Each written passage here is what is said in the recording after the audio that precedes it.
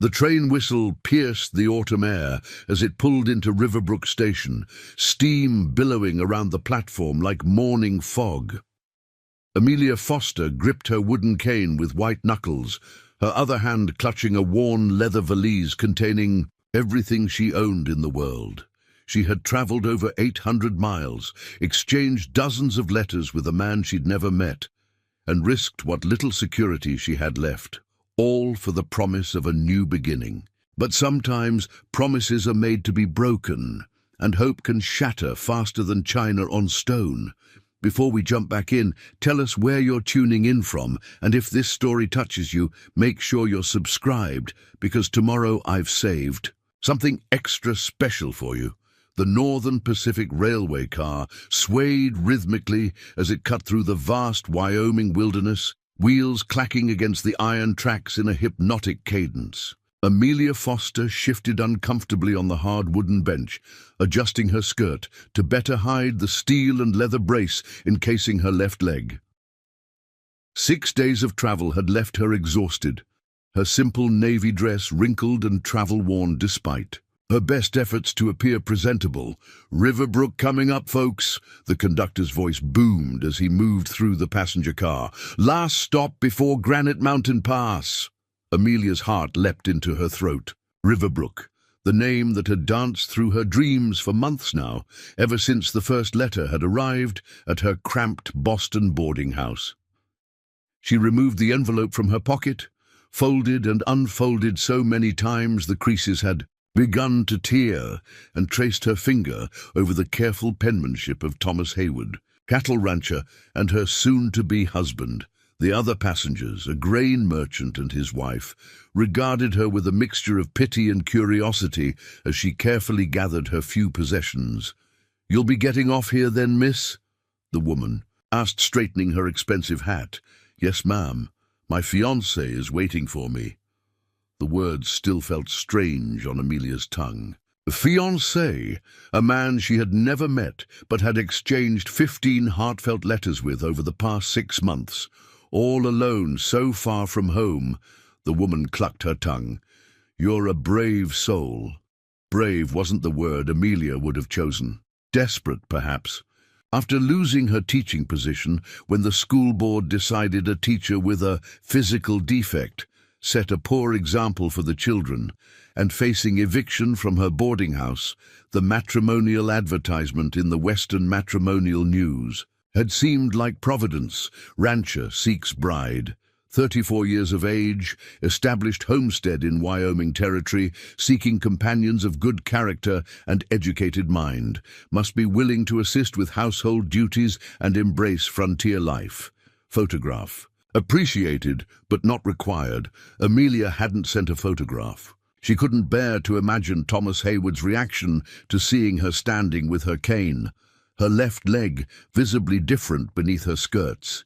Instead, she had sent a letter describing herself honestly, her education at the Women's College in Massachusetts, her 5 years teaching arithmetic and literature to children, her fondness for poetry, her inexperience with ranch life, but willingness to learn. What she hadn't mentioned was the childhood fever that had left her with a withered left leg, forcing her to walk with a pronounced limp and the assistance of a cane. She had mentioned her parents passing in a railway accident 4 years prior, leaving her to fend for herself in a city growing more crowded and less forgiving by the day. What she hadn't detailed was the state of her finances, that her last $20 had gone to purchase the train ticket, that the navy dress she wore was her only good garment, painstakingly mended and pressed for this occasion, that the job rejections had become a weekly humiliation. The train lurched to a stop, jolting Amelia from her thoughts. She gathered her valise and carefully tucked Thomas's letters inside. "Good luck to you, dear," the merchant's wife said, her eyes softening momentarily. "Thank you, ma'am." Amelia nodded politely, steeling herself for what was to come. The most difficult part of her journey was about to begin, not just meeting Thomas, but revealing what she had concealed in her letters. The conductor helped her down from the train. his eyes widening slightly at the sight of her cane and uneven gait. But he said nothing. Amelia stepped onto the wooden platform, the October wind cutting through her thin coat as she took in her first glimpse of Riverbrook, Wyoming. The town was smaller than she had imagined, a single thoroughfare lined with wooden buildings, most still bearing the raw look of frontier construction. A general store, a saloon, a small church with a wooden steeple, a livery stable. Men in dusty clothes moved about their business, eyeing the newly arrived train with mild interest. Amelia stood beside her valise, the Wyoming sun beating down on her uncovered head, and searched the faces for Thomas Hayward. His letters had described him as tall with blonde hair and a moustache, but that description could fit half the men in town. "You look lost, ma'am." A young boy of perhaps 10 approached, munching on an apple. "Train don't come through often. Are you meeting someone?" "Yes," Amelia replied, trying to keep the nervousness from her voice. "Mr. Thomas Hayward. Do you know him?" The boy's eyes widened slightly. "Mr. Hayward? Sure do. His ranch is about 4 miles outside town. You want me to fetch him for you? He comes most Saturdays for supplies." "Today is Saturday," Amelia said, her pulse quickening. "Is he here?" The boy nodded. "Saw him at Henderson's store about an hour ago." He squinted down the street. "That's him there, coming out of the post office." Amelia followed his gaze, and her breath caught. A man was emerging from a shop down the street, tall and broad-shouldered in a worn duster coat. Even from this distance, she could see he matched the description from the letters: blonde hair and mustache, both sun-lightened in places, and a purposeful way of moving that suggested confidence. "Thank you," she whispered to the boy, who shrugged and scampered off. Amelia smoothed her dress with trembling hands and picked up her valise. This was the moment she had travelled over 800 miles for, the beginning of her new life. She took a deep breath and began walking toward him, her cane tapping against the wooden sidewalk, her gait uneven but determined.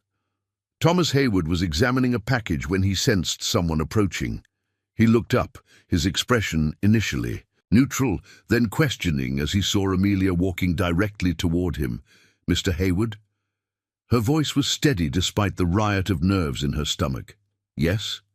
He studied her face, no recognition in his eyes.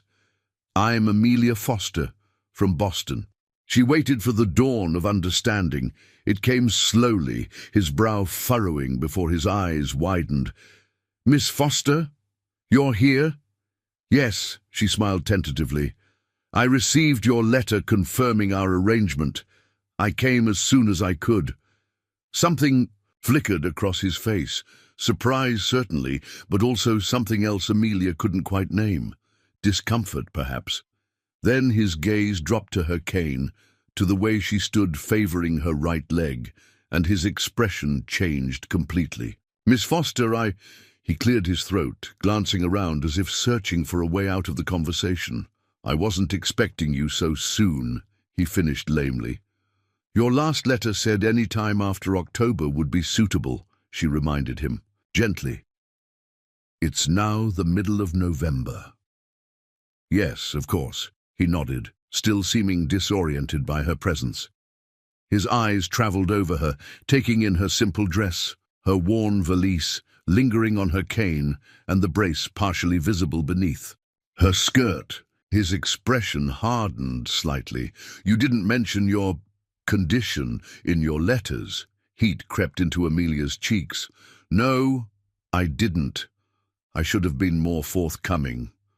Thomas's jaw tightened. His gaze returned to her face, assessing now rather than welcoming. "Perhaps we should speak somewhere more private." He led her across the street to a small cafe attached to the hotel. Inside, the dimly lit space was mostly empty, with only an older couple seated near the window. Thomas selected a table in the far corner and pulled out a chair for Amelia with stiff courtesy. Once seated, an uncomfortable silence settled between them. Amelia folded her hands in her lap to keep them from fidgeting. "Coffee?" Thomas finally asked. "Yes, please." Her mouth was dry with apprehension. He signaled to a waitress, ordered 2 coffees, then turned back to Amelia.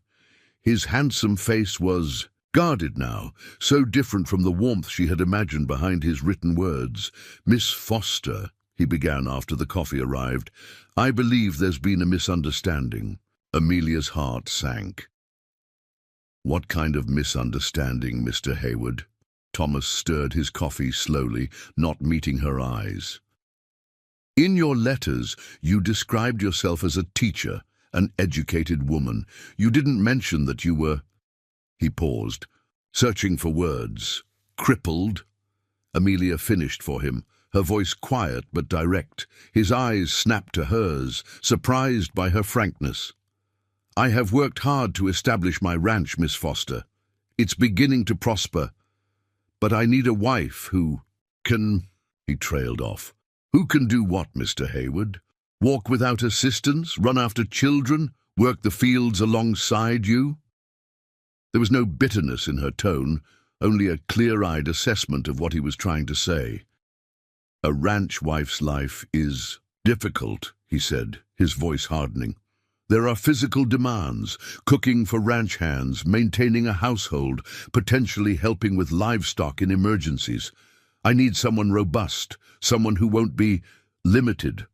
The words struck Amelia like physical blows.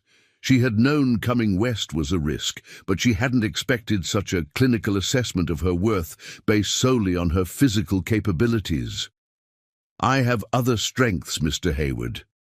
I'm well educated. I can keep books for your ranch, teach your children when they come. Strengths I can hire for less than the cost of supporting a wife," he cut in. "I'm sorry if this seems cruel, Miss Foster, but I must think practically. The winters here are harsh, the work never-ending. How would you manage when the snow is knee-deep? When a fire needs tending in the middle of the night?" Outside the window, a group of men passed by, laughing loudly. 2 of them glanced inside, their eyes landing on Amelia and Thomas, their curiosity evident.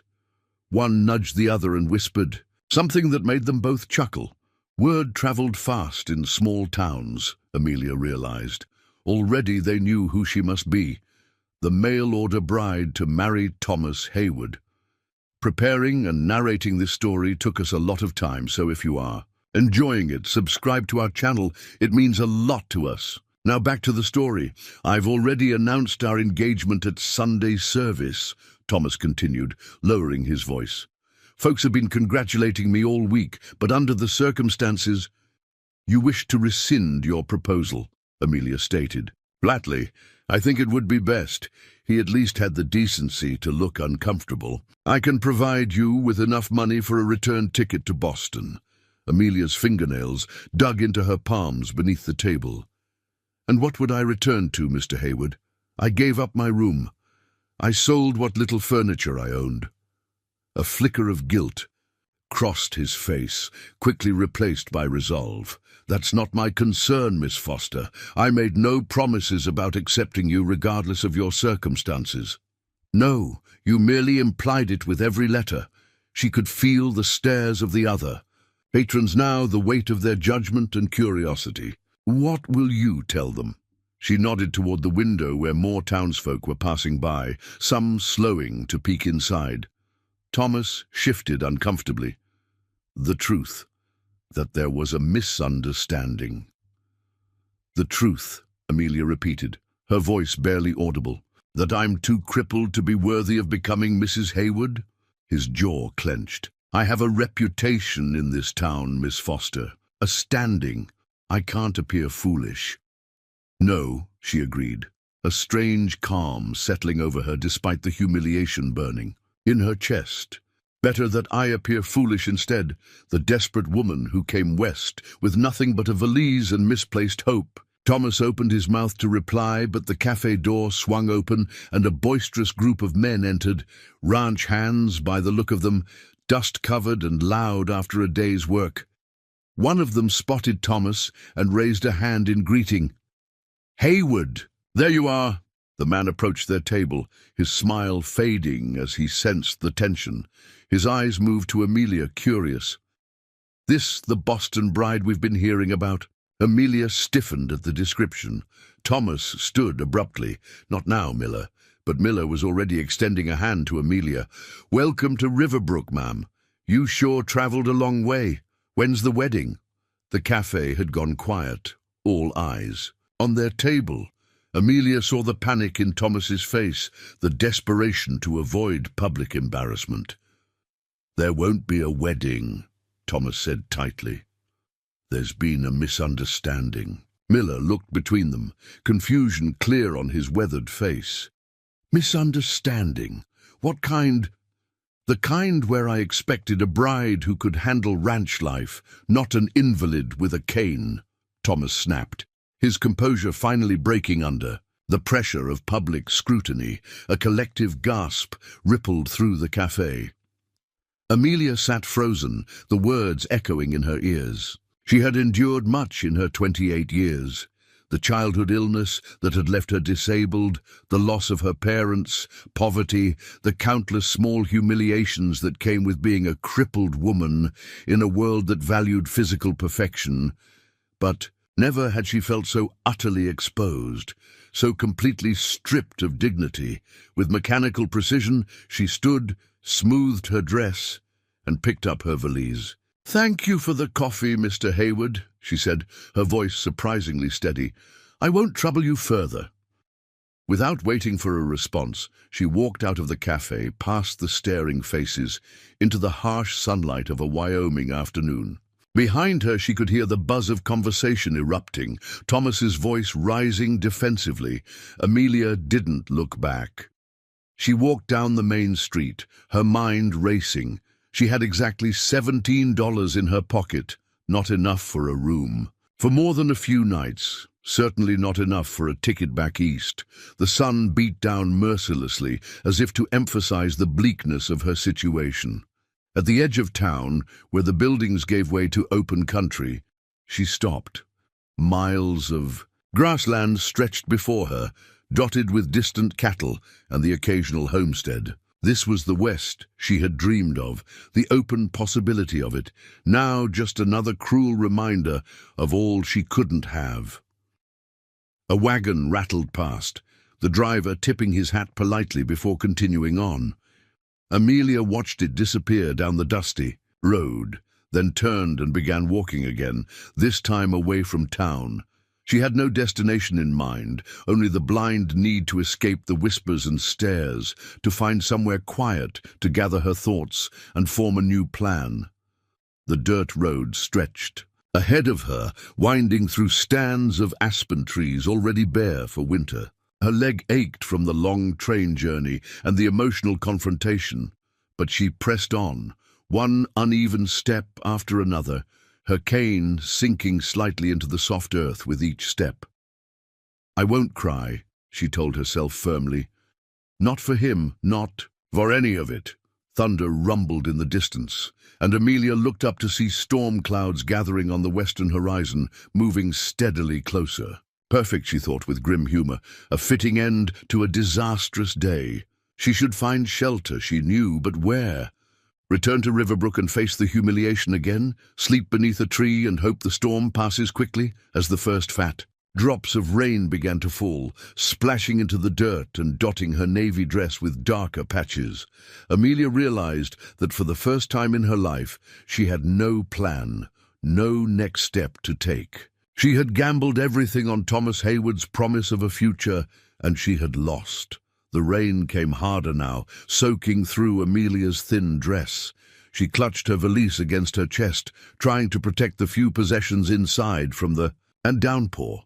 Each step became more difficult as the dirt road turned to mud, making her cane sink deeper with every labored movement. The Wyoming landscape, which had seemed so full of promise from the train window just hours ago, now felt vast and threatening. The distant mountains had disappeared behind a curtain of rain, and the rolling plains offered no shelter from the intensifying storm. Lightning cracked overhead, followed almost immediately by a deafening clap of thunder. Amelia quickened her pace as much as her leg would allow, scanning the horizon for any sign of shelter. Through the curtain of rain, she noticed what appeared to be a barn or outbuilding on a distant hillside. With no better option available, she began moving toward it, each step a battle against the increasingly muddy ground. The storm intensified, wind driving the rain sideways. Amelia's dress clung to her like a second skin, her hair plastered to her face. Her valise grew heavier, waterlogged and awkward to carry. The steel brace on her leg chafed against her skin, the leather straps swelling with moisture. As she drew closer, she could see that the structure was indeed a barn, old but solid-looking, attached to a modest farmhouse set back among a stand of pine trees. Smoke rose from the chimney despite the late autumn season. Someone was home. Amelia hesitated at the edge of the property. She had no desire to face more rejection today, but the storm left her little choice. She would ask only for temporary shelter in the barn until the worst of the weather passed. Surely no one would be heartless enough to refuse such a basic kindness. With that thin hope clutched tight, she made her way to the barn door, each step taking her further from the life she had planned and closer to whatever waited ahead. Its shelter from the storm, or yet another door closed in her face. The rain hammered against Amelia's shoulders as she approached the weathered barn door. Lightning split the sky, illuminating the structure in harsh white light before plunging it back into the grey shroud of the storm. Her fingers, numb with cold, fumbled with the wooden latch. The door finally gave way with a groan of protest, and she stumbled inside. The sudden absence of rain was disorienting. Amelia stood dripping on the packed dirt floor, her eyes slowly adjusting to the dimness. The air smelled of hay, leather and animals, earthy and strangely comforting after her ordeal. "Hello?" she called softly, not wanting to startle anyone who might be inside. Only the shifting of horses in their stalls and the drumming of rain on the roof answered her. Amelia moved deeper into the barn, her sodden boots leaving dark impressions on the ground. The structure was larger than it had appeared from outside, with 6 stalls on each side and a loft above. 3 of the stalls contained horses, fine-looking animals that watched her with mild curiosity. This was no modest homestead, she realized. The quality of the barn alone spoke of prosperity. But unlike Thomas Hayward's carefully manicured ranch house, which she had glimpsed from the train on her arrival, this place had a lived-in quality. Tools hung in practical, accessible places rather than for show. Harnesses were well-oiled, but bore the marks of regular use. Amelia sank onto a bale of hay, her leg finally giving out. The events of the day crashed over her in waves. The journey's end, Thomas's cold dismissal, the public humiliation, the long walk to nowhere, and now this desperate shelter-seeking. She had never felt so utterly alone. A sob rose in her throat, but she forced it back. Crying wouldn't improve her situation. She needed to think, to plan. But the gentle rhythm of the rain and the warm dimness of the barn conspired against her. Determination, exhaustion tugged at her limbs and clouded her mind. "Just a moment's rest," she whispered to herself, laying her head against her valise. "Then I'll figure out what to do next." Her eyes drifted closed as the storm continued its assault outside. Ma'am, can you hear me?" The voice penetrated Amelia's fog of sleep, deep and concerned. She jerked awake, momentarily disoriented by the unfamiliar surroundings. A man stood over her, his features shadowed by the lantern he held aloft. I'm sorry," she stammered, scrambling to sit upright. "I didn't mean to trespass. The storm—" "Easy. Now," the man said, setting the lantern on a nearby post. "No one's accusing you of anything." As he moved into the light, Amelia could see him clearly for the first time. He was tall, with broad shoulders that strained against a simple work shirt. His face was tanned from long days outdoors, with lines at the corners of eyes that suggested both laughter and hardship. A short beard, neatly trimmed, covered a strong jaw. He looked to be in his mid-30s, with dark hair just beginning to silver at the temples. What caught her attention, however, was not his face but his unusual gait as he approached. He moved with a distinctive unevenness, and then she understood why. Where his left leg should have been below the knee, there was instead a wooden prosthetic visible beneath his rolled-up pant leg. "Daniel Reed," he introduced himself, not offering his hand but instead keeping a respectful distance. "This is my farm you've wandered onto."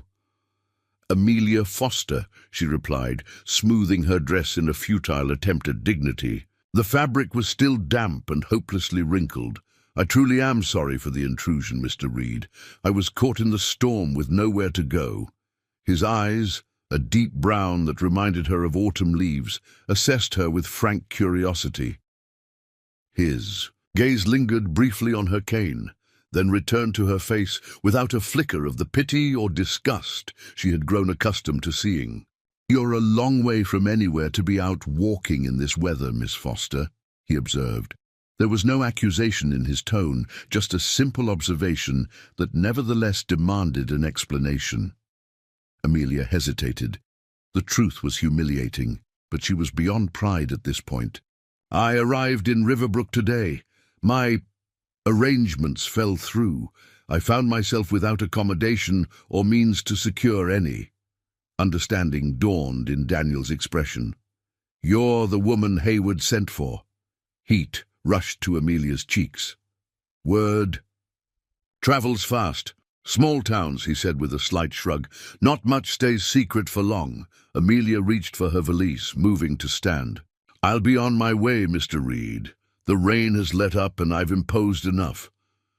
"Where exactly do you plan to go at this hour, Miss Foster?" he asked, making no move to stop her but clearly skeptical of her plan. "It's nearly midnight. Riverbrook 4 miles back, and there's nothing else for 20 miles in any direction," Amelia faltered. She hadn't realized she'd slept so long. The storm had indeed quieted to a gentle pattern, but the darkness outside the barn door was absolute. I don't know," she admitted. The simple truth of those 3 words, devastating in their finality. Daniel studied her for a long moment, his expression unreadable. Then he sighed, a sound that seemed to come from deep within him. "My house isn't much," he said finally, "but there's a spare room with a bed, and I've got stew on the stove. You look like you could use both." Amelia stared at him, suspicion warring, with desperate need. "Why would you help me?" "Because it's raining, you're stranded, and I'm not in the habit of sending people into the night with nowhere to go." He picked up the lantern. "It's just shelter and food, Miss Foster. Nothing more complicated than that." The simplicity of his answer, free from pity or ulterior motive, decided her. "Thank you, Mr. Reed. I accept your hospitality." He nodded once, then turned toward the barn door. "Follow me. Watch your step. The yard turns to mud after a storm." Outside, the world was draped in the hushed aftermath of rain. The clouds had broken in places, allowing glimpses of a star-studded sky. The air smelled clean and new, carrying the scent of wet pine and prairie grass. The house stood approximately 50 yards from the barn, a substantial log structure with a covered porch wrapping around 2 sides. Light glowed from several windows, warm and inviting against the night. As they approached, Amelia could see flower boxes beneath the front windows, filled with what looked like herb plants rather than decorative blooms. Daniel led her up the porch steps and held the door open. Amelia hesitated at the threshold, suddenly aware of how bedraggled she must appear and the impropriety of entering a bachelor's home at such an hour. But the alternative was unthinkable, and so she stepped inside. The interior was surprisingly comfortable. A large stone fireplace dominated one wall of the main room, a cooking pot suspended over the glowing embers. Bookshelves lined another wall, filled with volumes that appeared well read. The furniture was solid and practical, a sturdy table with 4 chairs, a writing desk near a window, 2 armchairs positioned by the fire.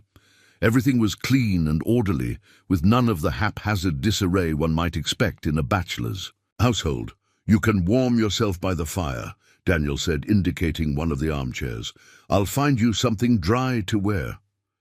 You have women's clothing, Amelia asked before she could stop herself. A shadow crossed his face. My sister stayed with me for a time. She left some things behind. Before Amelia could respond, he disappeared down a hallway, returning moments later with a bundle of fabric. These should fit well enough for tonight, he said, offering her the clothes, a simple cotton nightgown and a flannel robe. The spare room is the second door on the right. There's a washstand with fresh water. Get changed, and I'll have some food ready when you return. Amelia accepted the garments, touched by the unexpected kindness. Thank you, Mr. Reed. The spare room was small, but meticulously clean, with a narrow bed covered in a patchwork quilt, a washstand, and a chest of drawers. A window looked out. Over the moonlit landscape, Amelia quickly washed the trail dust from her face and hands, then changed into the borrowed nightgown. It was slightly large, but blessedly dry. The flannel robe, faded from many washings, enveloped her in unexpected warmth. She hesitated, uncertain about rejoining her host in such informal attire, but the rumbling of her empty stomach decided the matter. With as much dignity as she could muster, she made her way back to the main room. Daniel was at the fireplace, ladling stew into bowls. He had removed his boots and outer shirt, standing now in trousers and a simple Henley that revealed forearms corded with muscle from years of farm work. He glanced up as she entered. Better? He asked. Amelia nodded self-consciously, pulling the rope tighter. Much. Thank you. Sit, he said, indicating the table where he'd already set places for two. The stew isn't fancy, but it's filling. Amelia took a seat, watching as he placed a steaming bowl before her, along with a thick slice of bread and a mug of coffee. The aroma of the food made her mouth water embarrassingly. She couldn't remember the last time she'd eaten, a dry biscuit on the train that morning, perhaps. Daniel took the seat across from her, though he made no move to begin eating. After a moment of confusion, Amelia realized he was waiting for her to take the first bite. The simple courtesy brought a lump to her throat. After a day of callous treatment, this small gesture of respect felt monumental. The stew was indeed simple: beef, potatoes, carrots, and herbs. But to Amelia's hunger-sharpened senses it was ambrosia. She ate slowly, mindful of appearances even in her famished state, but it took considerable willpower not to wolf down the entire bowl. They ate in silence for a while, the only sounds the occasional pop from the fireplace and the soft clink of spoons against bowls. It wasn't an uncomfortable silence which surprised Amelia. After the tumultuous events of the day, this quiet moment with a stranger felt oddly peaceful. "May I ask what happened in town?" Daniel finally said, breaking the silence. "I only heard fragments from Jenkins when he stopped by to deliver some grain." Amelia set down her spoon, her appetite suddenly diminished despite her hunger. "I'm sure you heard enough." "I'd rather hear it from you," he said simply.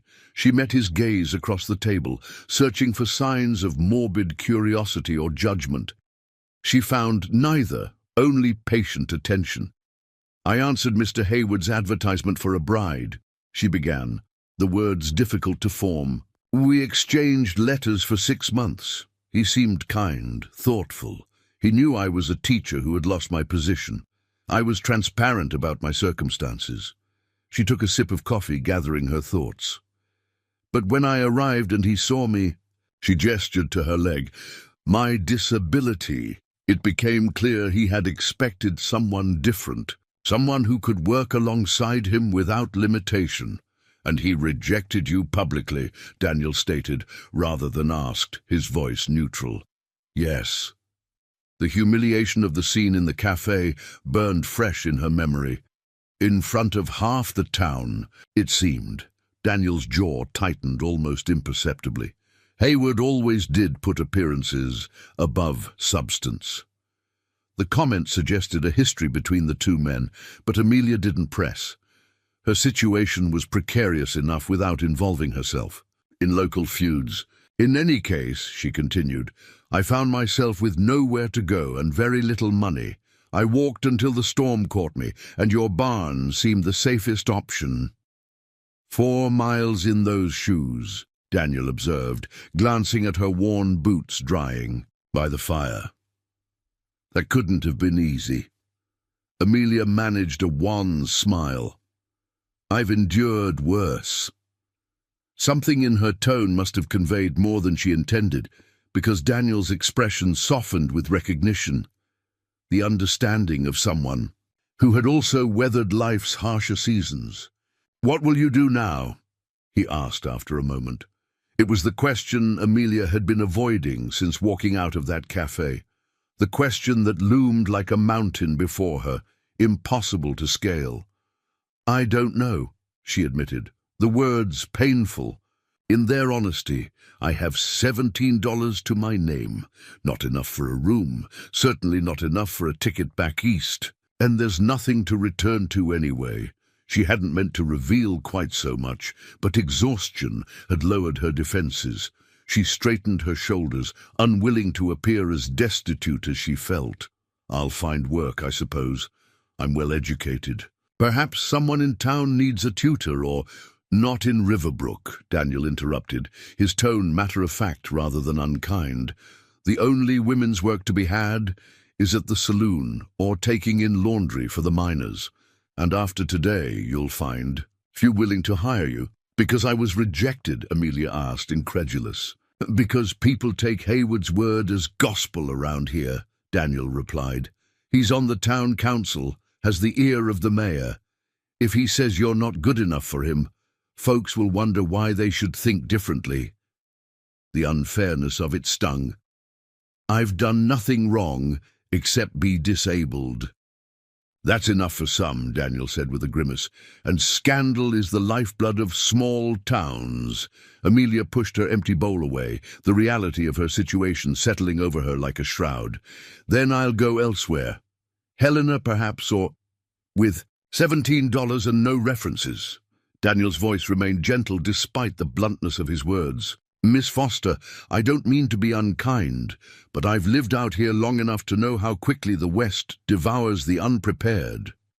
What would you have me do, then? Amelia asked, a flash of anger finally breaking through her careful composure. Beg on the streets? Sell myself?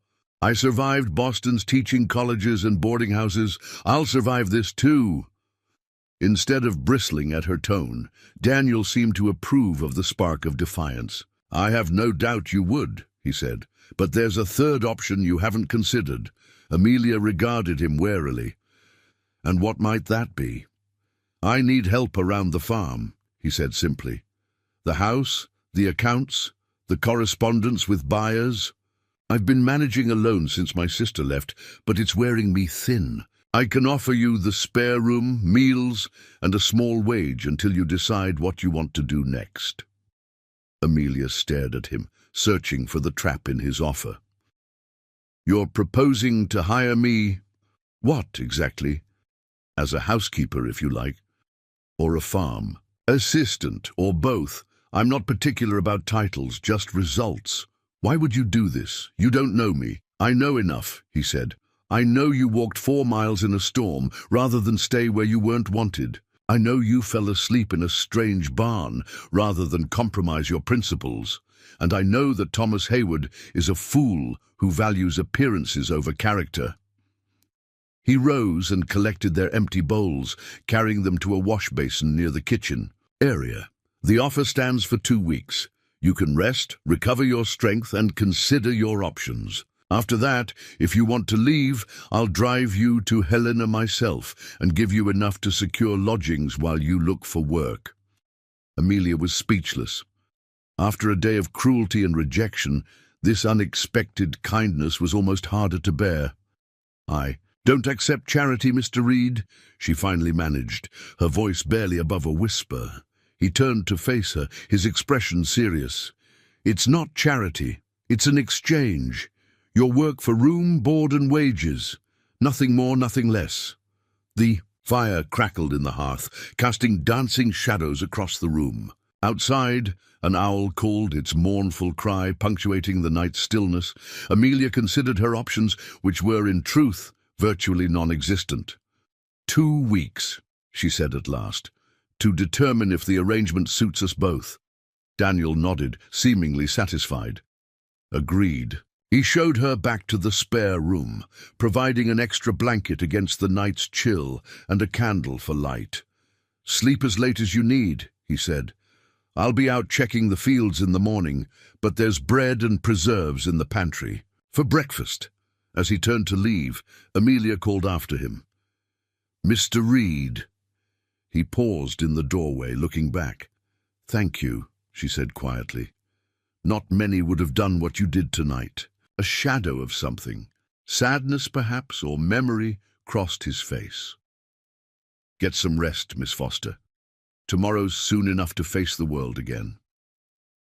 With that, he closed the door softly, leaving Amelia alone with her thoughts.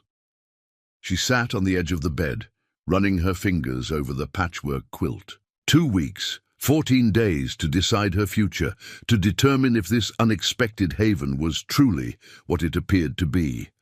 As she extinguished the candle and lay down, she found herself thinking not of Thomas Hayward's cruel rejection, but of Daniel. Reed's brown eyes that had seen her not as a cripple to be dismissed or a woman to be exploited, but as a human being worthy of basic dignity. Outside, the last remnants of the storm passed, and the Wyoming sky cleared to reveal a tapestry of stars. Amelia Foster, mail-order bride no longer, drifted into the first peaceful sleep she had known in months, uncertain of what tomorrow would bring, but for the moment at least, safe from the storm.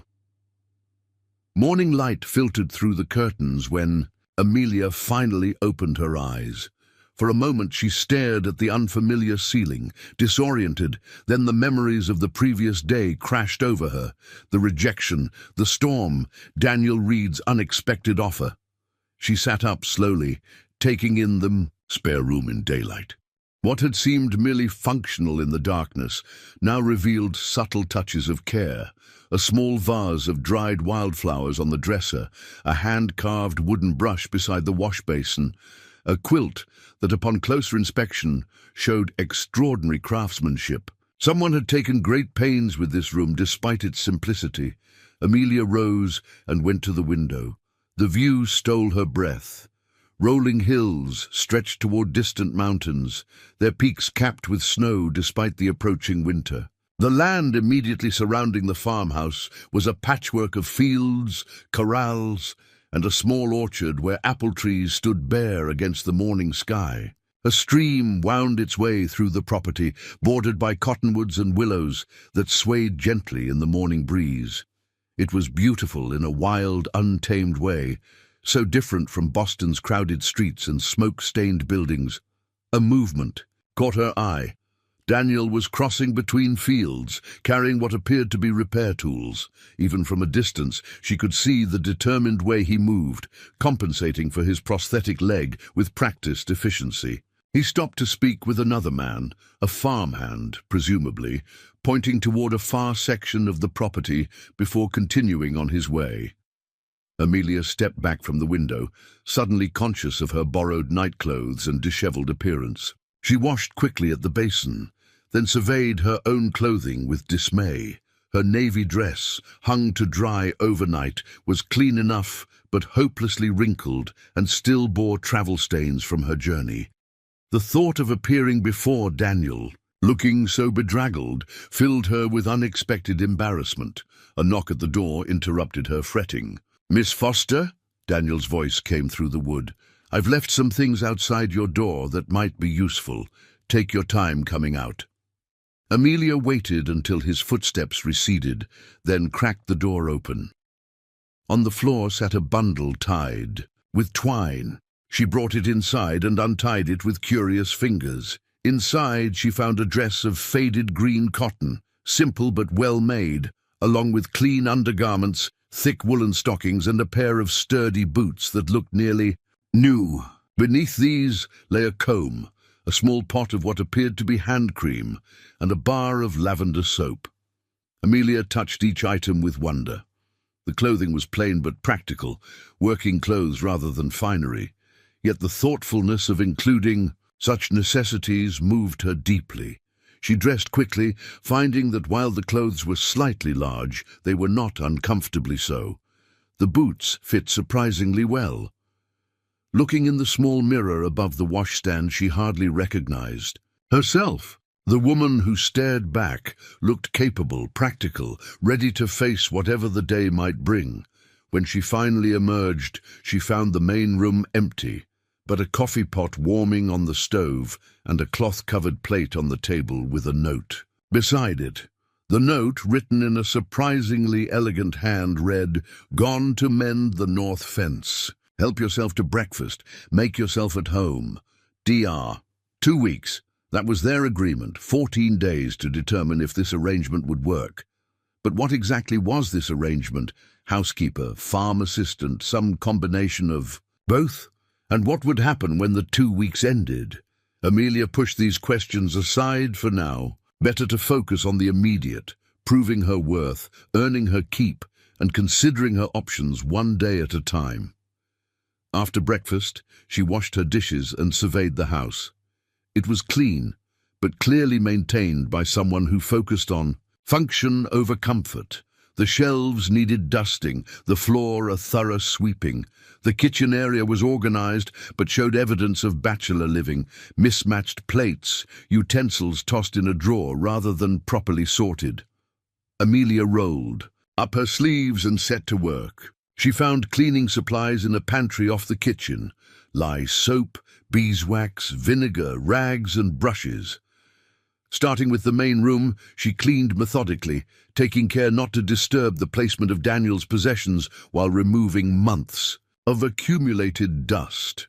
As she worked, she took note of the books on his shelves, volumes on agriculture and animal husbandry, but also history, philosophy, and what appeared to be medical texts. Not the library of an uneducated farmer, certainly. By mid-morning, she had swept and dusted the main room and kitchen area and was scrubbing the plank floor when a sound at the door made her look up. A woman stood in the doorway, middle-aged and sturdy, with iron-grey hair pulled into a severe bun and sharp eyes that took in Amelia's appearance in one sweeping glance. "So it's true," the woman said without preamble. "Daniel's taken in Hayward's cast-off." Amelia rose slowly from her knees, cloth still in hand. "I beg your pardon?" The woman stepped inside, uninvited, closing the door behind her. "News travels fast around these parts. Everyone's talking about how you showed up on Thomas Hayward's doorstep with nothing but a valise, got yourself rejected, and somehow ended up at the Reed farm before sundown." She crossed her arms. That didn't take long. Heat flooded Amelia's face, partly from embarrassment, partly from anger at the insinuation. "I don't believe we've been introduced. Mrs. Judith Blackwell. I do the washing for most of the farms hereabouts, including this one." Her expression softened slightly. "Known Daniel Reed since he came back from the war, which is why I'm here. To warn you." "Mrs. Blackwell," Amelia interrupted, her voice calm despite her racing pulse, "whatever you've heard is undoubtedly distorted. Mr. Reed offered me temporary employment as his housekeeper after I was caught in yesterday's storm. It's a business arrangement, nothing more." Judith's eyebrows rose. "Is that what he told you?" "It's what we agreed upon," Amelia replied, meeting the older woman's gaze steadily. "For 2 weeks, after which I'll likely continue to Helena." Judith looked pointedly at the clothes Amelia wore. "Those are Margaret's things. Margaret, his sister, left a year ago after their father died." She stopped herself. "Not my place to say. Point is, Daniel doesn't let just anyone wear her clothes." Amelia set down her cleaning rag, uncomfortable with the direction of the conversation. "Mr. Reed, kindly lend me these until my own can be properly laundered." "I'd hardly call that inappropriate." Judith studied her for a long moment, then sighed. "You're not what I expected." And what did you expect, Mrs. Blackwell? Someone looking to take advantage, she gestured vaguely. Pretty girl, desperate circumstances, wealthy bachelor. Wouldn't be the first time that story played out badly. Despite herself, Amelia felt a grudging respect for the woman's bluntness. I assure you, I have no designs on Mr. Reed or his property. As soon as I've earned enough for passage to Helena, I'll be on my way. Judith's expression changed subtly, something like approval flickering in her eyes. Well then, since you're here and cleaning anyway, I've brought Daniel's washing. She indicated a basket by the door that Amelia hadn't noticed. Where shall I put it? The swift change in tone was disorienting, but Amelia recovered quickly. I'll take care of it. Thank you for bringing it along. Judith nodded and turned to leave, then paused. One more thing. Daniel prefers his shirts hung to dry, not folded wet. Says they wrinkle less that way. With that peculiar piece of advice, she departed, leaving Amelia alone with her thoughts once more. She returned to her cleaning with renewed vigor, as if scrubbing the floors could somehow erase the town's gossip. By the time Daniel returned, the main living areas were spotless.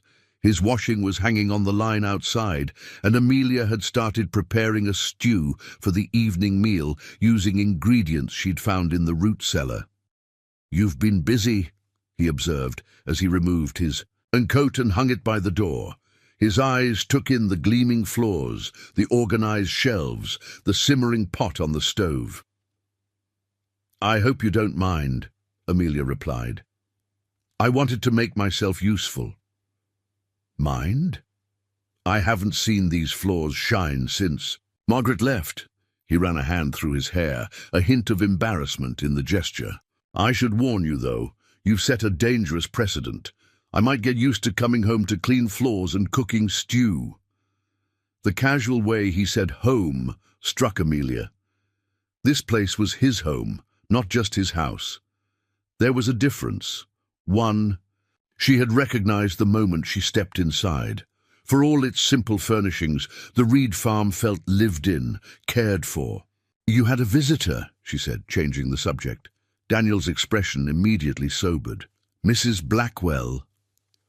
"You were expecting her?" "It's Saturday. She always brings the washing on Saturdays." He studied Amelia's face. "She gave you the speech about Margaret's clothes, I take it?" "And implied I was setting up to entrap you into marriage," Amelia confirmed, a wry smile tugging at her lips despite the awkwardness of the conversation. Daniel looked mortified. "I apologize for her. Judith believes it's her Christian duty to protect me from designing women, real or imagined." "It's all right," Amelia assured him. "I understand her concern." "Do you?" His gaze was direct, searching. A bachelor with a prosperous farm, taking in a desperate woman with nowhere else to go? "I'd be suspicious too." Amelia returned to stirring the stew, avoiding his eyes. "I assured her our arrangement is temporary and strictly professional." "I see." Was there a hint of disappointment in his voice, or was she imagining it? "Well, I appreciate you handling her tactfully. Judith means well, but she can be overwhelming." "She was actually quite helpful," Amelia replied. "She told me you prefer your shirts hung rather than folded when wet." Daniel laughed, the sound warming the room. "She would focus on that. Judith believes a man can be judged by the state of his shirts." The tension broken, they fell into companionable conversation as Amelia finished preparing the meal and Daniel set the table. He told her about the farm, 200 acres, mostly planted with wheat and barley, with a small apple orchard and enough livestock for self-sufficiency. "It's not the biggest operation in the county," he said, "but it's productive. My father started it after the war, the first one, and I expanded it after I returned from the second." "You fought in Europe?" Amelia asked, noting how he unconsciously rubbed his leg where flesh met wood. "North Africa, then Italy." His expression closed slightly. "Stepped on a German mine outside Naples. Woke up in a field hospital with half a leg and a one-way ticket home. He said it matter-of-factly, without self-pity, but Amelia could see the shadow that crossed his face.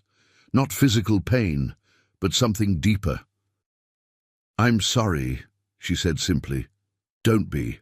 I was one of the lucky ones." He poured them both water from a pitcher. "Many didn't come back at all." Amelia nodded, understanding. She had seen enough returned soldiers in Boston, empty-eyed men selling pencils on street corners, former pilots whose hands shook too badly to hold a cup. "What about you?" Daniel asked, changing the subject. "How did a Boston teacher end up answering a matrimonial advertisement in Wyoming?" Amelia hesitated. It was a fair question, given that he had shared his own story, but the answer required a vulnerability she rarely displayed. "A childhood fever," she said finally. "I was 7. It settled in my leg, damaging the nerves and muscles. The doctors said I was fortunate it didn't take my life." She smoothed her skirt over the steel brace, a gesture so habitual she barely noticed doing it anymore. "I managed well enough. My parents were supportive, made sure I received an education when many thought it a waste for a crippled girl. I became a teacher, found a position at a good school in Boston." "What changed?" Daniel asked quietly.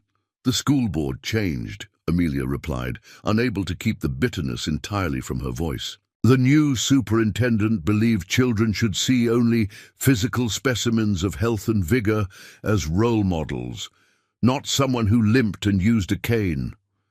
Daniel's expression darkened. "That's absurd." "That's Boston," Amelia said with a shrug. "That belied the pain of the memory. After losing my position, I tried to find other work, but the doors kept closing. Teaching positions, shopkeeping, even clerical work, all suddenly required physical robustness I supposedly lacked." She took a sip of water, gathering her thoughts. "Then I saw Mr. Hayward's advertisement. He seemed kind in his letters, understanding. He wrote about building a life together, about wanting a companion who valued education and culture. I thought perhaps in a place where people were judged by their contribution rather than their appearance." She trailed off, embarrassed by the naive hope that had led her across the country. "You thought the West might be different," Daniel finished for her. "Foolish, I know." "Not foolish," he countered, "just optimistic, and not entirely wrong. The West can be unforgiving, but it also offers second chances to those willing to work for them." His words hung in the air between them, laden with meaning that extended beyond her immediate situation. After dinner, Daniel insisted on helping with the dishes, despite Amelia's protests. "I'm not an invalid," he said with a self-deprecating smile. Despite evidence to the contrary, Amelia found herself laughing, really laughing, for the first time in months. "Well, if you insist on helping, I insist you dry. I've organized the cupboards, and I won't have you undoing my system."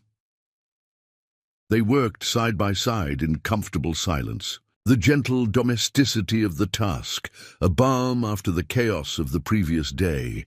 When the kitchen was clean, Daniel invited her to join him by the fire. "I usually read in the evenings," he explained, "but I'd welcome company if you're not too tired." Amelia hesitated only briefly before settling into one of the armchairs. Daniel selected a book from the shelf, a collection of Ralph Waldo Emerson's essays, and asked if she had a preference. "Self-reliance," she said without hesitation. "It's always been a favorite." Daniel's eyes lit with approval. "A woman who appreciates Emerson. I shouldn't be surprised." He began to read aloud, his deep voice giving new resonance to familiar words. "Trust thyself. Every heart vibrates to that iron string. Accept the place the divine providence has found for you, the society of your contemporaries, the connection of events." As the evening deepened around them, Amelia found herself relaxing truly for the first time since leaving Boston. The fire crackled cheerfully. The wind whispered around the eaves of the house, and Daniel's voice rose and fell with the rhythm of Emerson's prose. This temporary haven, a place she had stumbled upon by desperate chance, felt more like home than anywhere. She had been since her parents' deaths. It was a dangerous feeling, she knew. In less than 2 weeks, she would likely be gone, continuing her journey to Helena or beyond. But for tonight, at least, she allowed herself to savor this unexpected peace, this momentary belonging. When Daniel finally closed the book, the fire had burned low, casting the room in a warm, golden glow. "Thank you," Amelia said softly. Daniel looked up, a question in his eyes. "For reading," she clarified. "For the clothes. For not treating me as if my disability defines me." A shadow of something, pain perhaps, or memory, crossed his face. "We are more than our scars, Miss Foster. Some people just don't look closely enough to see beyond them." The simple truth of his words resonated within her. For most of her life, people had looked at her and seen only the cane, the brace, the uneven gait. Daniel saw her, the teacher, the woman who had crossed a continent alone, the person who could organize his chaotic kitchen and quote Emerson from memory. "It's getting late," he said, rising from his chair with the slight adjustment to his balance that betrayed his prosthetic. "I'll show you where the extra blankets are kept. These old log walls don't hold heat well once the fire dies." After he bid her good night and retired to his own room, Amelia sat for a long while in the dimness, watching the last embers pulse in the fireplace. Tomorrow would bring new challenges, new tasks, new decisions to make. But tonight, for the first time in longer than she could remember, the future didn't terrify her. 2 weeks might be enough time to save for Helena, to plan her next steps. 2 weeks might also be enough time to prove herself valuable to this quiet farm with its one-legged owner who read Emerson by firelight and saw beyond her disability. To the woman beneath, Amelia Foster, rejected mail-order bride, drifted off to sleep that night with Emerson's words echoing in her mind. "Accept the place the divine providence has found for you." For now, at least, that place seemed to be here. 3 days passed with surprising swiftness. Amelia fell into a rhythm at the Reed farm, rising early to prepare breakfast before Daniel headed out to work the fields. Mornings were devoted to household tasks, cleaning, mending, baking bread that filled the cabin with a homey aroma that seemed to please Daniel more than he would admit. Afternoons found her in the small vegetable garden behind the house, preparing it for winter and planning what might be planted when spring arrived. On this particular afternoon, Amelia knelt in the rich soil, pulling the last of the stubborn weeds that had flourished in neglect. The sun warmed her shoulders through the faded green work dress, and the breeze carried the scent of pine from the nearby woods. She had tied her hair back with a strip of cloth and rolled her sleeves too. The elbow? Practicality winning over propriety. "You have a way with growing things," Daniel observed, approaching from the direction of the barn. He had been repairing a wagon all morning, and sawdust clung to his clothes and hair. Amelia sat back on her heels, wiping her brow with the back of her hand. "Plants ask for little, just consistent care and attention." She gestured to the newly turned soil, now ready for winter's dormancy. "It's satisfying work. You can see the results of your efforts." "Unlike wheat," Daniel said with a wry smile. "Ornery crop that seems determined to undo a day's work in 5 minutes flat." Amelia laughed, the sound coming more easily now than it had days ago. "The wagon giving you trouble?" "Nothing I can't handle." He offered her his hand, helping her to her feet. "But I could use some of that apple cider you made yesterday, if there's any left." "There is." She brushed the soil from her skirt. "I'll bring it to the porch." They had fallen into this comfortable pattern, brief conversations throughout the day, shared meals, evenings spent reading or discussing the day's events. It was easy, this arrangement between them. Perhaps too easy, Amelia sometimes thought, for something meant to be temporary. She was retrieving the cider from the root cellar when the sound of approaching horses drew her attention. Through the window, she saw a group of riders coming up the main road, 5 men led by a figure she recognized with a jolt of dismay. Thomas Hayward. Daniel had seen them too. He stood in the yard, his posture alert but not yet hostile as the riders approached. Amelia set down the pitcher and moved to the door, anxiety pooling in her stomach. "Reed!" Thomas called, reining in his horse a few yards from where Daniel stood. "Thought I'd pay a neighborly visit." Hayward. Daniel's voice revealed nothing. "Don't recall the last time you rode out this way." Thomas dismounted, his movements deliberate. He was dressed more formally than the situation warranted. Polished boots, a fine waistcoat beneath his riding coat, a watch chain gleaming in the sunlight, calculated to emphasize the contrast between his prosperity and Daniel's more modest circumstances. "Been busy," Thomas replied, his gaze sliding to Amelia in the doorway. "Miss Foster, I see you found accommodation." Amelia stepped onto the porch, determined not to cower. "Mr. Hayward, what brings you and your friends so far from town?" The men with Thomas remained mounted, their expressions ranging from curious to openly hostile. Amelia recognized one as Miller, the man from the cafe who had witnessed her humiliation. Another wore a sheriff's badge, though his youth suggested limited experience. "Heard you were staying out at the Reed place," Thomas said, his tone pleasant but his eyes cold. "Got concerned about your welfare." "My welfare," Amelia echoed incredulously. "A single woman alone at a remote farm with a bachelor of—" He paused. Meaningfully, questionable reputation. Folks in town were worried. Daniel's jaw tightened, but his voice remained calm. "Miss Foster is employed here as my housekeeper.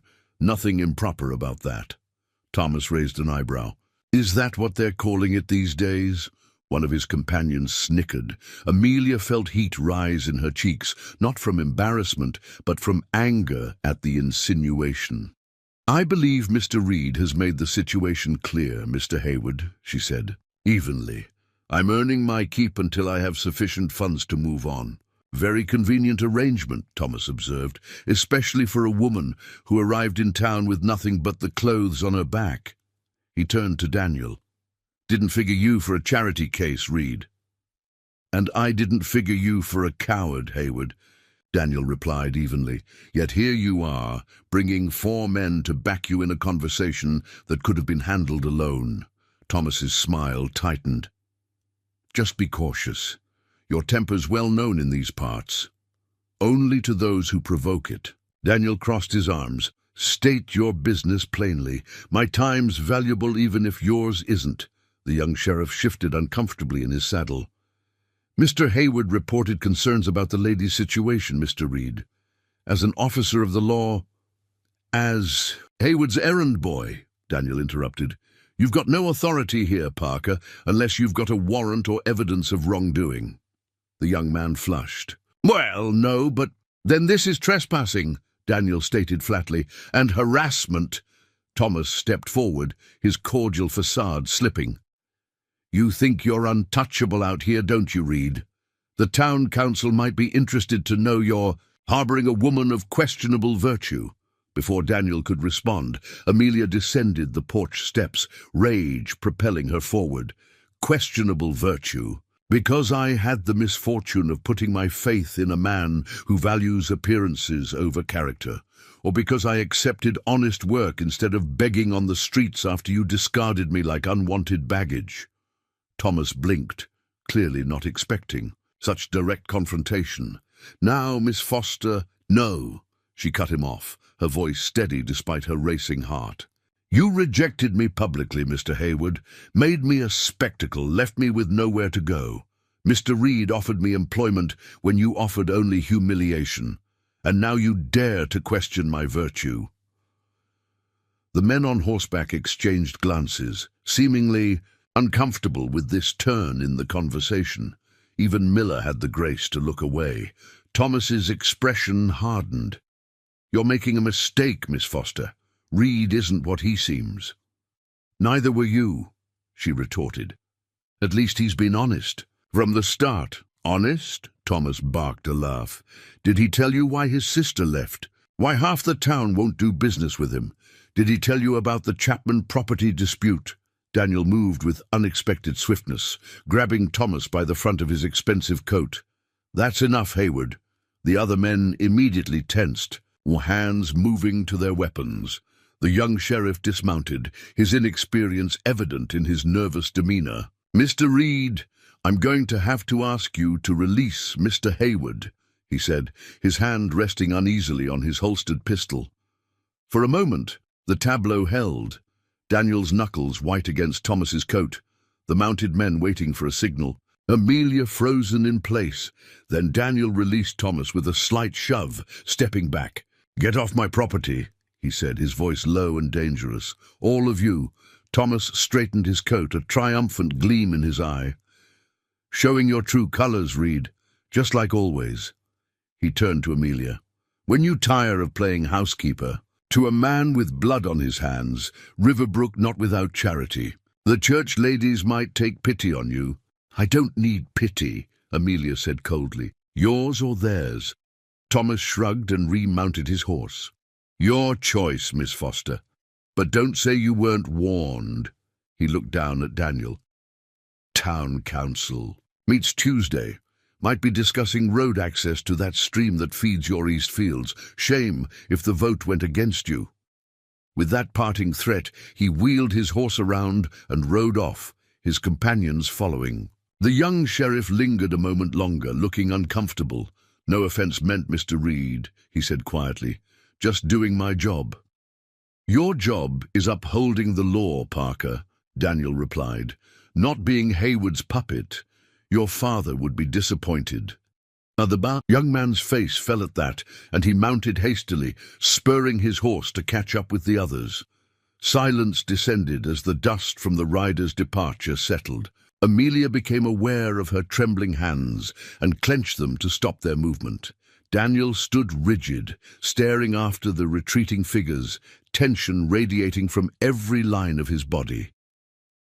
Daniel, she said gently, using his given name deliberately. To break through his anger, what was that about? He didn't answer immediately. When he finally turned to face her, his expression was shuttered in a way it hadn't been since her arrival. You should probably start packing. The words struck like a physical blow. What? Hayward won't stop. Daniel ran a hand through his hair, a rare gesture of agitation. He'll make good on his threats, to me and to your reputation. Better if you leave now, get ahead of whatever story he's spinning in town. Amelia stared at him, disbelieving. You're sending me away? I'm trying to protect you, he snapped, then immediately softened his tone. Hayward has influence. He can make life impossible for both of us if he chooses. So we let him win. Amelia challenged. I run away, proving whatever vile rumors he's spreading, and you, what, lose your water access because you dared to help me? Daniel's expression darkened. It's more complicated than that. Then explain it to me, she insisted. What did he mean about your sister, about the Chapman property? For a moment she thought he might refuse, then his shoulders sagged slightly. Let's go inside. This isn't a conversation to have standing in the yard. In the house, Daniel poured 2 glasses of whiskey from a bottle he kept on a high shelf. He offered one to Amelia, who accepted it without comment, despite never having touched spirits before. They sat at the table, the afternoon light casting long shadows across the plank floor. Margaret left a year ago, Daniel began after a long silence. She came to live with me after our father died. She was 22, unmarried. Our mother had died years before. I was the only family she had left. He took a small sip of his whiskey. She is willful, idealistic, much like our mother had been. Amelia waited, sensing there was more to the story. Thomas Hayward was 32 then, already established in town. He started calling on Margaret, brought her gifts, and took her driving on Sundays. His knuckles whitened around his glass. I didn't trust him. His interest seemed calculated. Our father had left her a small inheritance to be managed by me until she turned 25, and Hayward knew this. Amelia nodded, beginning to understand. I told Margaret my concerns. She accused me of trying to control her life, of being jealous of Hayward's success. A muscle worked in his jaw. Then one night, she didn't come home. I found her at Hayward's ranch, distraught. She wouldn't tell me what happened, but she never spoke to him again. He hurt her, Amelia said softly. It wasn't a question. In some way, yes. But she wouldn't say how, and I couldn't prove anything. Daniel's eyes darkened with old rage. A week later, she announced she was going to Denver to stay with our aunt. I tried to convince her to stay, but she needed to get away, Amelia finished for him. From the memories, from the town's gossip. Yes. He took another sip of whiskey. Hayward spread rumors that I had driven her away out of jealousy, that I was controlling her inheritance for my own gain. It divided the town, those who believed him and those who knew me better. Amelia thought of Judith Blackwell's protective visit, of the way some townspeople seemed wary of Daniel, while others, like the young sheriff's father, apparently respected him. And the Chapman property? What was that about? Daniel's expression grew more troubled.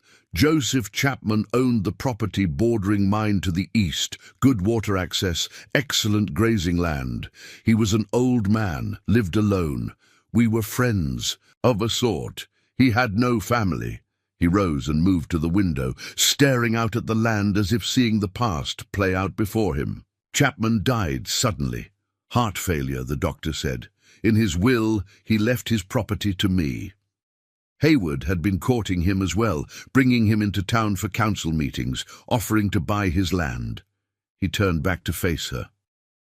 When the will was read, Hayward accused me of coercion, even suggesting I might have had something to do with Chapman's death. That's absurd, Amelia gasped. Surely no one believed that. Some did, enough to create doubt. Daniel returned to the table but didn't sit. The will stood. It was properly executed, witnessed by the town judge, but Hayward has been working against me ever since. Blocking grain sales, interfering with water rights, turning opinion against me wherever he can. And now he sees me as another weapon to use against you, Amelia said, understanding dawning. Precisely. Daniel returned to the table but didn't sit. So you see why it might be better if you left, not just for your sake, but for mine as well. Amelia considered his words carefully. She had come to Wyoming seeking security, a place to belong. Instead, she had walked into a years-long feud and now found herself being used as a pawn in a game she hadn't chosen to play. The practical choice would be to leave, to take what little money she had earned and make her way to Helena as planned. Start fresh, where neither Thomas's rejection nor Daniel's complicated past could touch her, but something in her rebelled at the thought. Running away had never been her nature, even when staying meant hardship. What if I don't want to leave? She asked quietly. Daniel looked startled. Did you not hear what I just told you? Hayward will do whatever he plans to do regardless, she interrupted. My leaving won't stop his vendetta against you. It will only prove he has the power to disrupt your life whenever he chooses. And what about your reputation? The gossip? Amelia gave a small, bitter laugh. My reputation was compromised the moment I stepped off that train, Mr. Reed. I was judged and found wanting before I spoke a single word to Thomas Hayward. She met his gaze steadily. I didn't let his rejection define me then. I won't let his threats define me now. Daniel studied her face, something like admiration flickering in his brown eyes. You're not what I expected, Amelia Foster. No, she agreed with a slight smile. I imagine not. He returned to his seat, considering. If you stay, it won't be easy. Hayward has a long reach in this county. Few worthwhile things in life are easy, she replied. But I won't stay where I'm not wanted. If you truly believe my presence endangers your farm or your standing, it's not that, Daniel said quickly. Your presence has been... He searched for the right word. Valuable. The simple acknowledgement warmed her more than it should have. Then I'll stay, at least until our 2 weeks are concluded, as agreed. She straightened her shoulders. And I'll face whatever Thomas Haywood chooses to throw at us. Daniel nodded slowly. All right, but we'll need to be careful. Haywood doesn't make idle threats. Neither do I, Amelia said with quiet determination. And I've survived worse than a small-town bully with an inflated sense of importance. A rare smile curved Daniel's lips. I believe you have. He raised his glass slightly. To stand firm. Amelia lifted her own glass, the amber liquid catching the late afternoon light. To stand firm. They drank, the whiskey burning a path down Amelia's throat and settling warmly in her stomach. Outside, the sun began its descent toward the western mountains, bathing the land in golden light. The day's confrontation had changed something between them, a shared adversary creating an unexpected alliance. Amelia knew staying was risky. Thomas's veiled accusations in the sheriff's presence had made that clear, but running had never solved her problems before, and she doubted it would now. Better to face whatever came next with dignity and resolve, and if part of her decision to stay stemmed from a growing attachment to this place and the man across from her, well, that was a complication she would examine another day. The next. Morning dawned clear and cool, with no sign of the previous day's tensions. Amelia rose early, determined to maintain their established routine despite Thomas's ominous visit. She was kneading dough for breakfast biscuits when a sharp knock at the door startled her. Daniel emerged from his room, still buttoning his shirt. "Stay back," he warned, reaching for the rifle he kept mounted near the door. "Daniel," she protested, but he had already opened the door, rifle held casually but ready. Instead of Thomas or his men, however, a young boy of perhaps 12 stood on the porch, shifting nervously from foot to foot. "Got a telegram for Mr. Reed," the boy announced, holding out a yellow envelope. "Mr. Johnson at the office said it was urgent." Daniel lowered the rifle and took the telegram, fishing in his pocket for a coin, which he tossed to the boy. "Thanks. Bobby, tell your man I said hello." The boy nodded, pocketed the coin, and raced back to his waiting pony. Amelia watched as Daniel opened the envelope, his expression growing more troubled as he read its contents. "Bad news?" she asked when he finally looked up from the paper. "From my sister," he replied, his voice tense. "She's coming home, arriving on tomorrow's stage." Amelia wasn't sure why this would be cause for concern. "Isn't that good news?" "Under normal circumstances, yes." He handed her the telegram, but her timing couldn't be worse. Amelia read the brief message. "Arriving tomorrow's afternoon stage, stop urgent. Matters to discuss, sorry for short notice, all will be explained. Margaret I." "Don't understand," Amelia said, returning the telegram. "Why is this a problem?" "Because Margaret hasn't been back to Riverbrook since the incident with Haywood. Because she knows nothing about you, and because urgent matters from my sister has never meant anything good." Amelia felt a cold weight settle in her stomach. "You think this has something to do with Haywood?" "I think it's too much of a coincidence that she's returning now, immediately after Haywood made his threats." Daniel folded the telegram and tucked it into his shirt pocket. "Whatever the reason, we need to prepare. Margaret can be difficult." "I should leave before she arrives," Amelia said, the words tasting bitter in her mouth. "It would be easier for you both." "What happened to standing firm?" Daniel looked at her sharply. "That was before your sister's impending arrival," she pointed out. "I won't come between family, Daniel." "You're not," he insisted. "Margaret left of her own accord, and whatever her urgent matters are, they won't change the fact that you have a place here for as long as you need it." The conviction in his voice touched her deeply. "Are you sure?" "I'm sure." He moved closer, stopping just short of touching her. "Amelia, I meant what I said yesterday. Your presence here has been valuable, more than I expected." There was something in his eyes, something beyond the simple appreciation of an employer for a competent housekeeper, something that made her heart beat faster and her cheeks warm. The moment stretched between them, fragile and full of possibility. Then Daniel stepped back, clearing his throat. "I should ride into town, see if I can learn anything more about Margaret's return. Maybe talk to Judge Simmons about Hayward's." In threats, Amelia nodded, both disappointed and relieved by the return to practicalities. "I'll have dinner ready when you return, and I'll prepare the spare room for your sister." "You're sleeping in the spare room," Daniel pointed out. "I can make up a bed in the storage room," she replied. "It's small, but it will suffice for a few nights." Daniel frowned. "That won't be necessary. Margaret can take my room. I'll sleep in the barn until we sort things out." "But it's decided," he said firmly. "I won't have you sleeping in a storage closet when there's a perfectly good bed available." Amelia recognized the stubborn set of his jaw and conceded with a nod. "Very well, but I'll still prepare your room for her arrival." "Thank you." He reached for his hat and coat. "I won't be long." "And Daniel," he paused at the door, "don't worry about Margaret or Hayward. We'll weather this storm together." With that promise hanging in the air, he departed, leaving Amelia alone with her thoughts and the dough still waiting to be shaped into biscuits. She returned to her task, her mind spinning with possibilities and concerns. Whatever storm was gathering on the horizon, she had made her choice to stand firm beside Daniel Reed.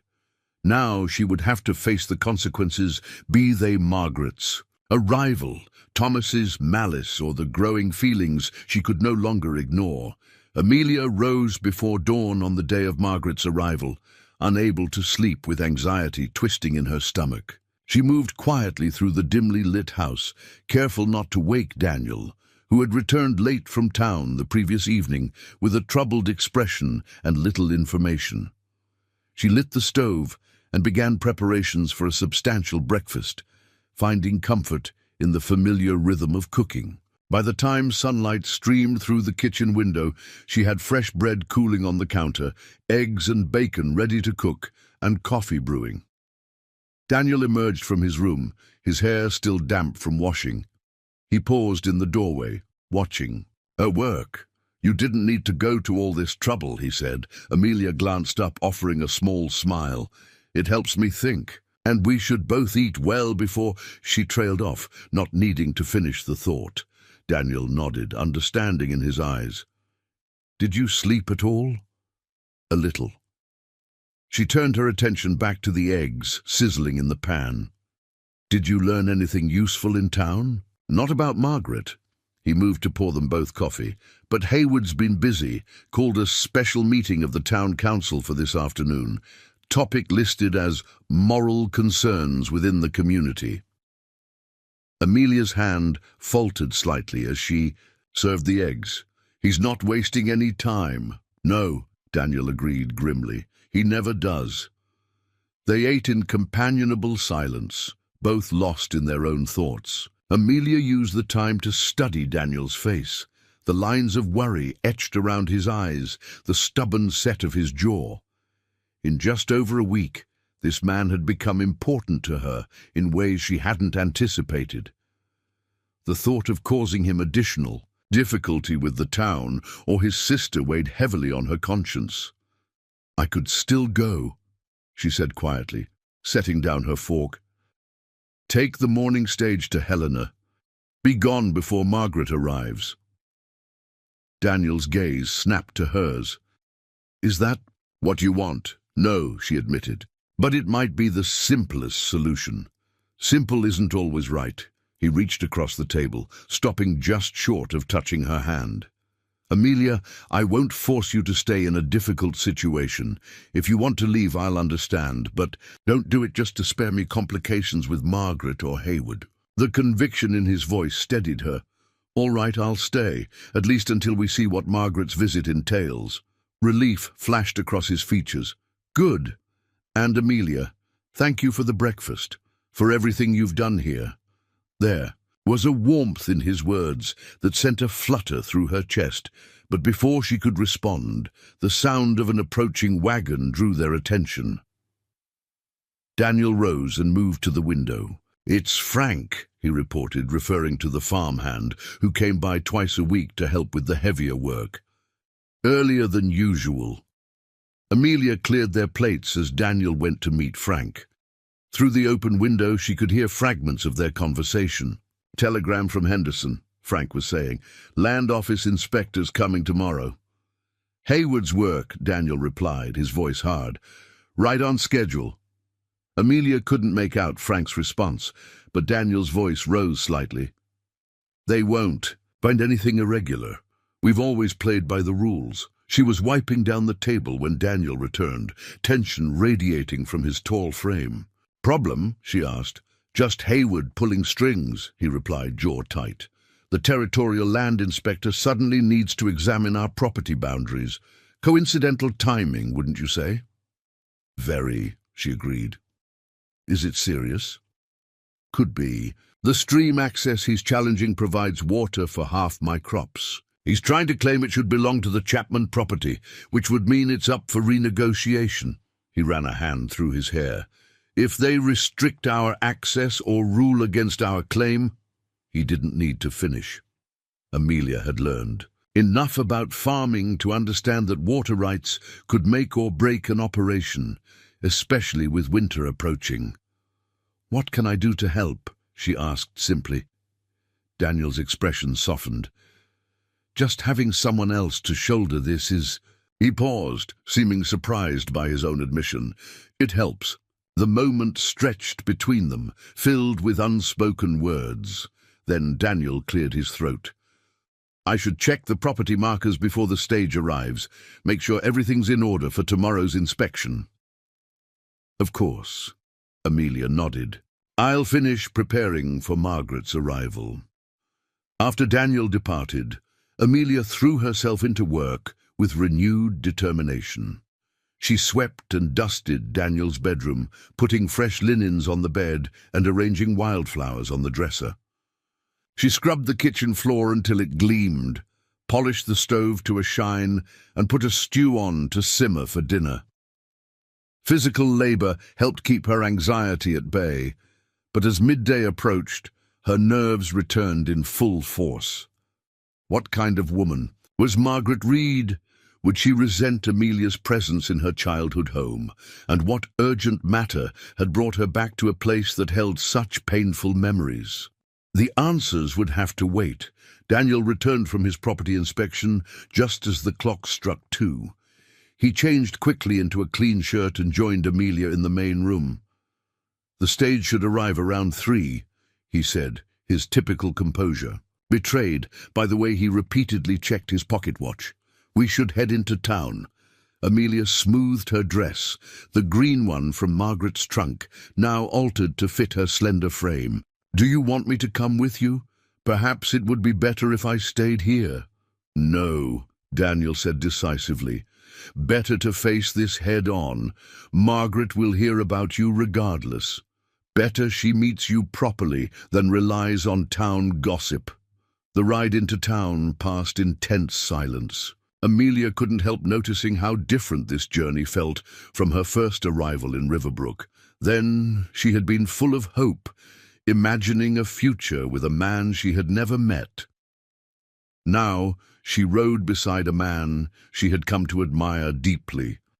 Uncertain what the coming hours would bring, Riverbrook looked much as she remembered it, dusty, sparse, with the same sense of frontier impermanence. But this time she noticed how heads turned as they passed, how conversations halted and eyes followed their progress down the main street. Thomas Hayward's influence at work, no doubt. They tethered the wagon near the stage depot, a simple wooden structure with a bench outside where passengers could wait for departures. Several townspeople milled about, ostensibly on afternoon errands, but clearly interested in the arrival of both the stage and Daniel Reed, with the mysterious woman who had been staying at his farm. Daniel offered his arm as they crossed to the depot, a public declaration that Amelia was under his protection. She accepted it gratefully, holding her head high despite the whispers that followed them. "Quite the audience," she murmured. "Small towns," Daniel replied, echoing his words from days earlier. "Not much stays secret for long." They took a position slightly apart from the others, Daniel's posture alert but outwardly calm.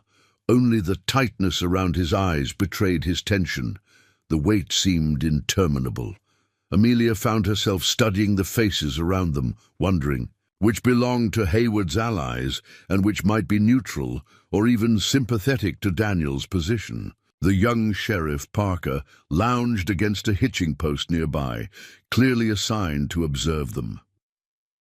Finally, the distant rumble of wheels and the cloud of dust on the horizon announced the stage's approach.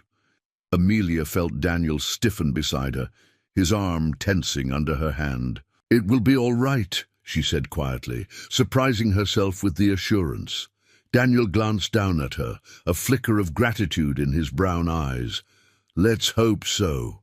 The stagecoach rattled to a stop in a cloud of dust and commotion. The driver secured the team while the attendant opened the door for the passengers. Two men disembarked first, a traveling salesman by the look of his sample case, and an older gentleman who was greeted enthusiastically by a woman Amelia assumed was his wife. Then a slender figure appeared in the doorway, pausing to survey the gathered crowd. Even from a distance, the family resemblance was unmistakable.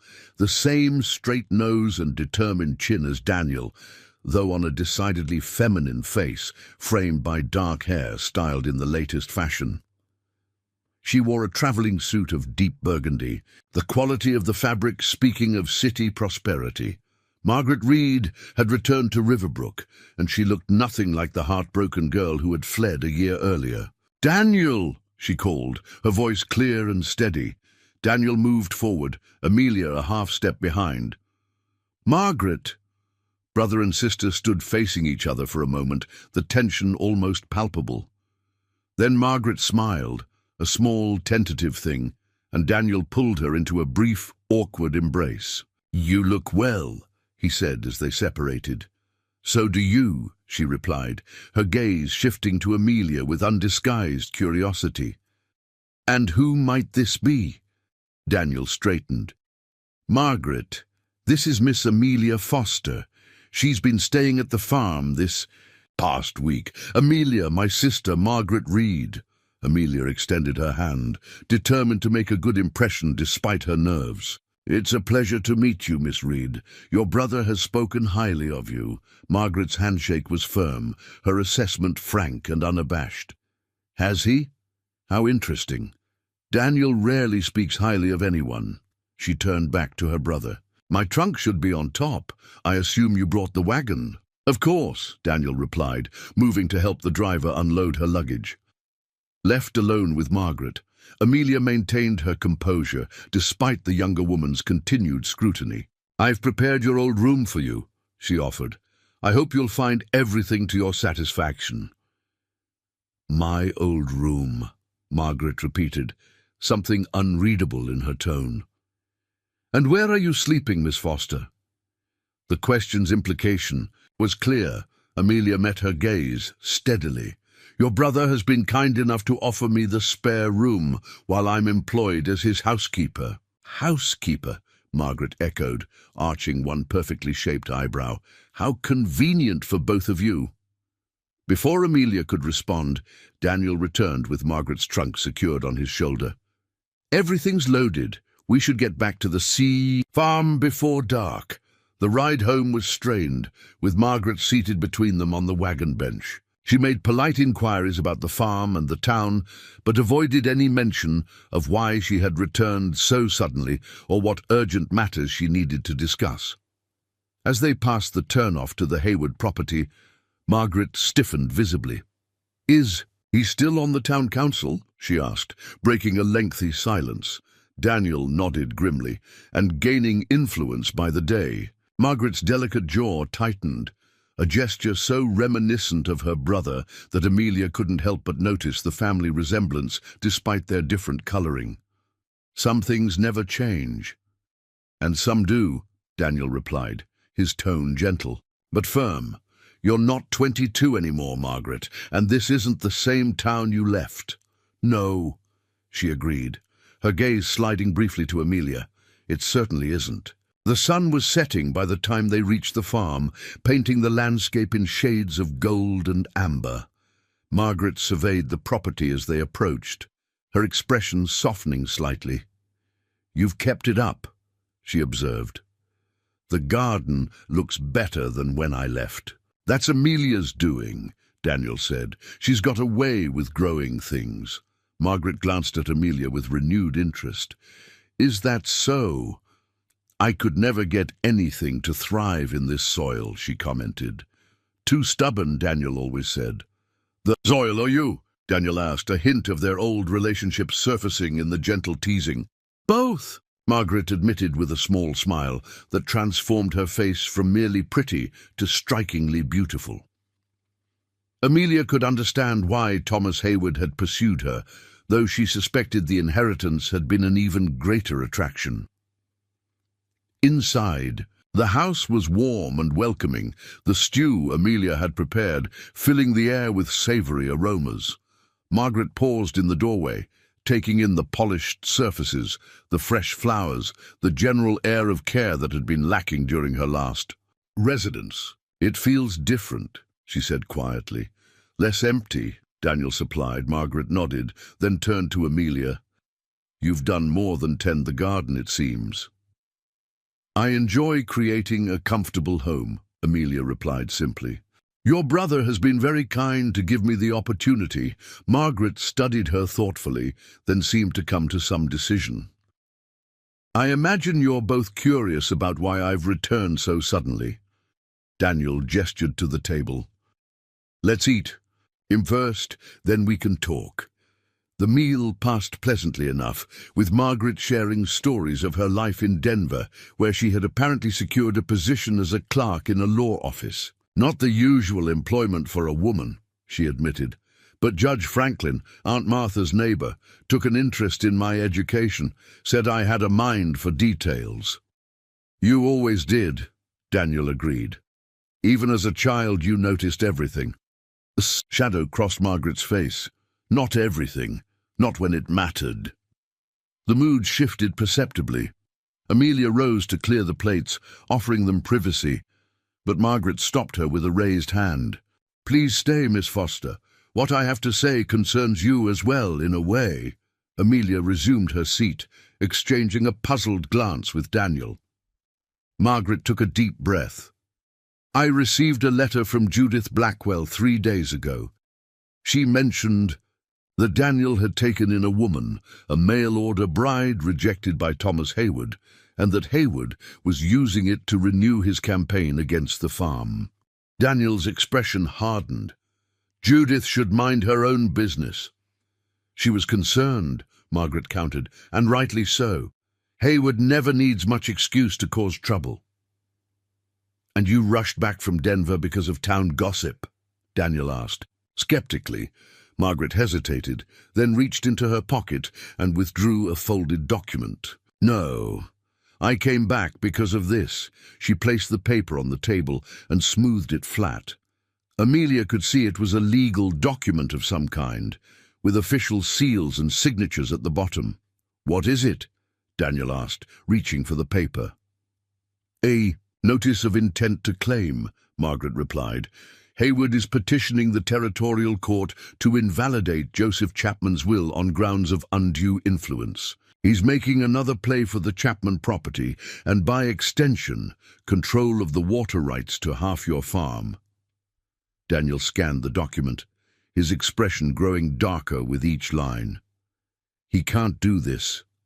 The will was properly executed, witnessed by Judge Simmons himself." "Judge Simmons is retiring next month," Margaret pointed out. "His replacement is a man named Harrison, recently arrived from St. Louis and, coincidentally, a former business associate of Hayward's father." Convenient timing, Amelia observed quietly. Very, Margaret agreed. Just as it's convenient that Hayward suddenly has a witness claiming to have overheard Chapman complaining that Daniel was pressuring him about the will. That's a lie, Daniel growled. Joseph was my friend. He left me that land because he didn't want Hayward turning it into another showcase for his ego. I believe you, Margaret assured him, but it's your word against their fabricated witness, and with your current situation. She glanced meaningfully at Amelia. My situation has nothing to do with this, Daniel snapped. Margaret leaned forward, her expression earnest. Daniel, I know you believe that, but Hayward is using Miss Foster's presence here to paint you as morally compromised. He's telling people that if you'd take advantage of a vulnerable woman, you'd certainly take advantage of an elderly neighbor. Amelia felt as if she'd been struck. That's why you came back, she said softly, to warn Daniel that I'm endangering his claim to the Chapman property. Margaret had the grace to look uncomfortable. Partly, but also because I know Hayward. I know how he operates, how he twists the truth to suit his purposes. Her voice hardened. And I owe him some justice of my own. Daniel reached across the table to grasp his sister's hand. Margaret, whatever happened between you and Hayward, no. She cut him off sharply. We're not discussing that, not now. She withdrew her hand and turned to Amelia.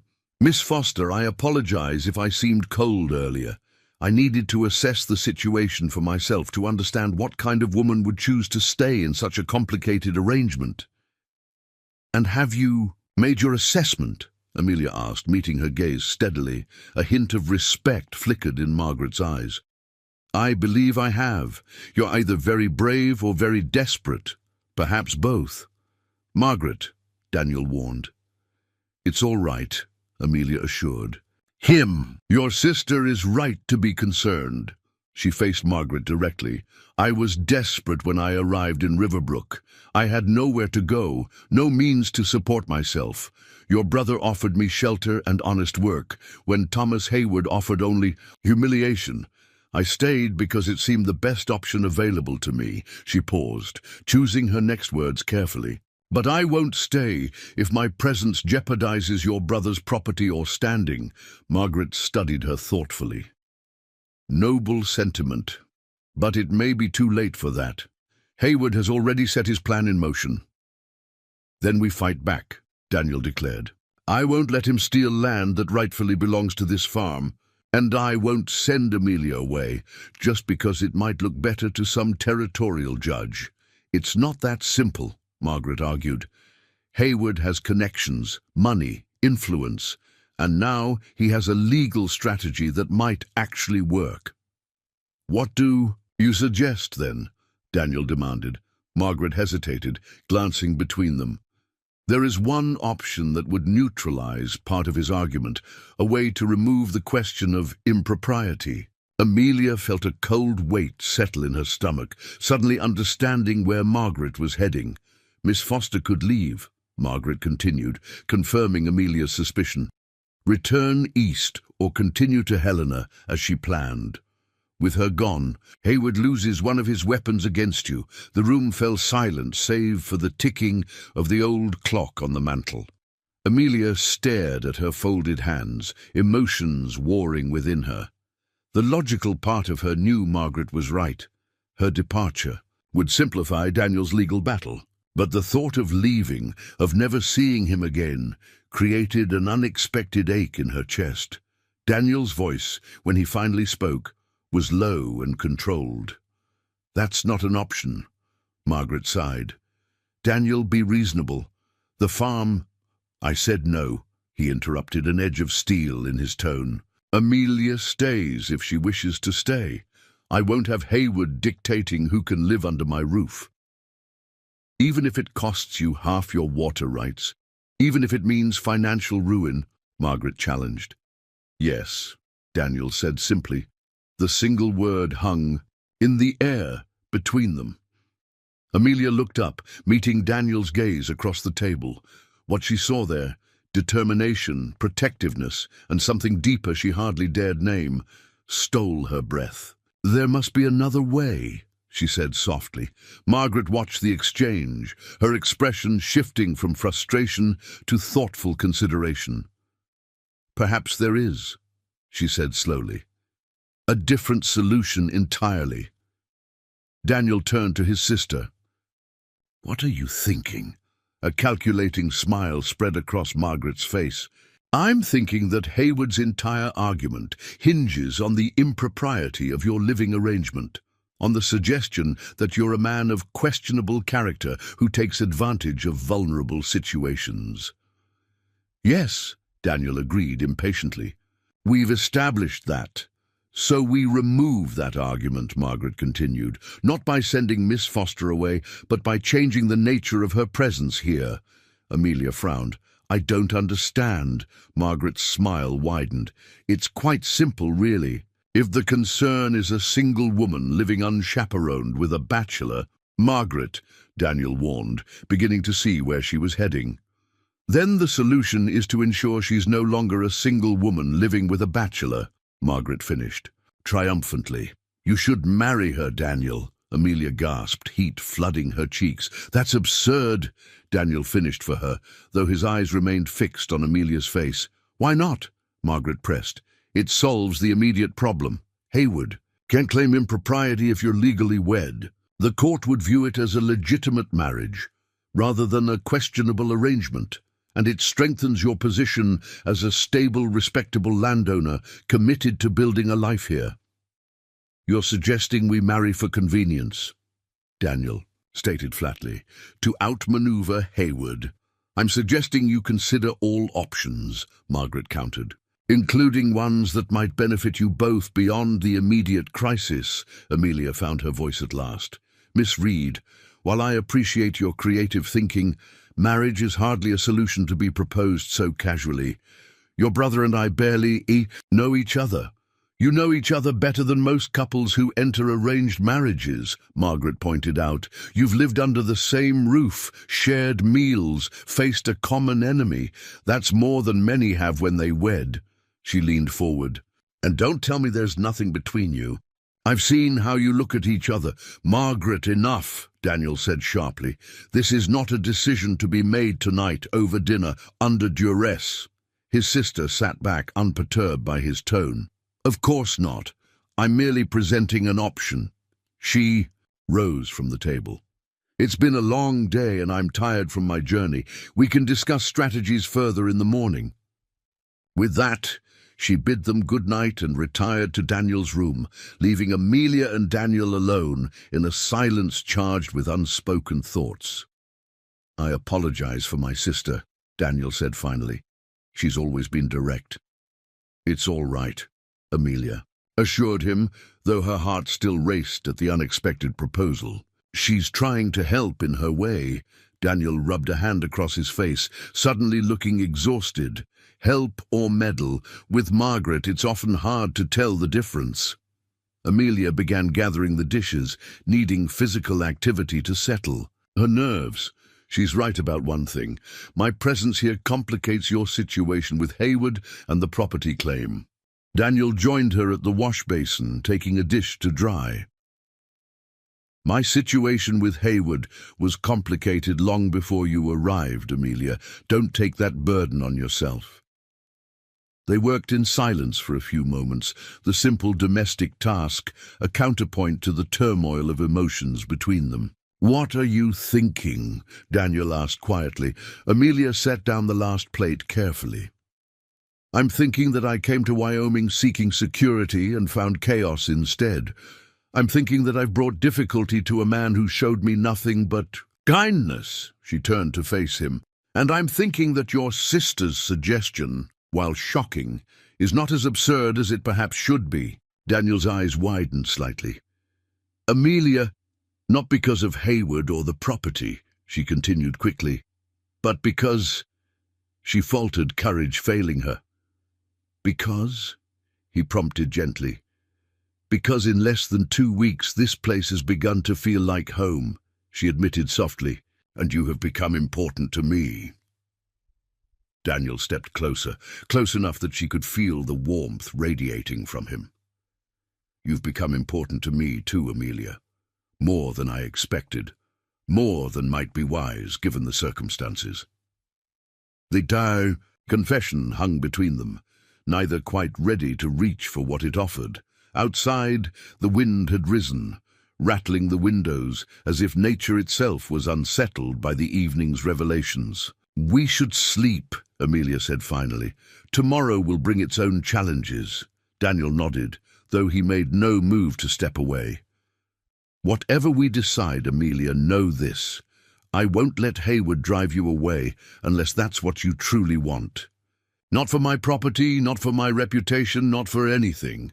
The conviction in his voice wrapped around her like a blanket against the night's chill. "Thank you," she whispered. He reached out then, his calloused fingers gently brushing a strand of hair from her face. The touch was fleeting, yet it lingered on her skin like a promise. "Good night, Amelia," he said quietly.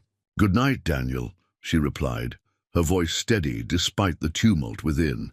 As she prepared for bed in the spare room, Amelia's mind whirled with the day's events: Margaret's return, the threat to Daniel's property, and most unsettling of all, the suggestion of marriage. A solution that should have seemed preposterous, but instead had planted a seed of possibility in her heart. Tomorrow she would need to make a choice: stay and fight alongside Daniel, whatever form that might take, or leave and remove herself as a weapon Hayward could use against him. Neither option was without cost. Neither path guaranteed happiness or security. But for the first time since arriving in Wyoming territory, Amelia Foster faced her uncertain future, not with fear, but with a flickering flame of hope that refused to be extinguished. Morning arrived with the soft golden light of late autumn filtering through the curtains of Amelia's room and gently drawing her from restless sleep. She had spent much of the night turning over Margaret's startling suggestion in her mind, weighing possibilities against practicalities, examining her own heart with unflinching honesty.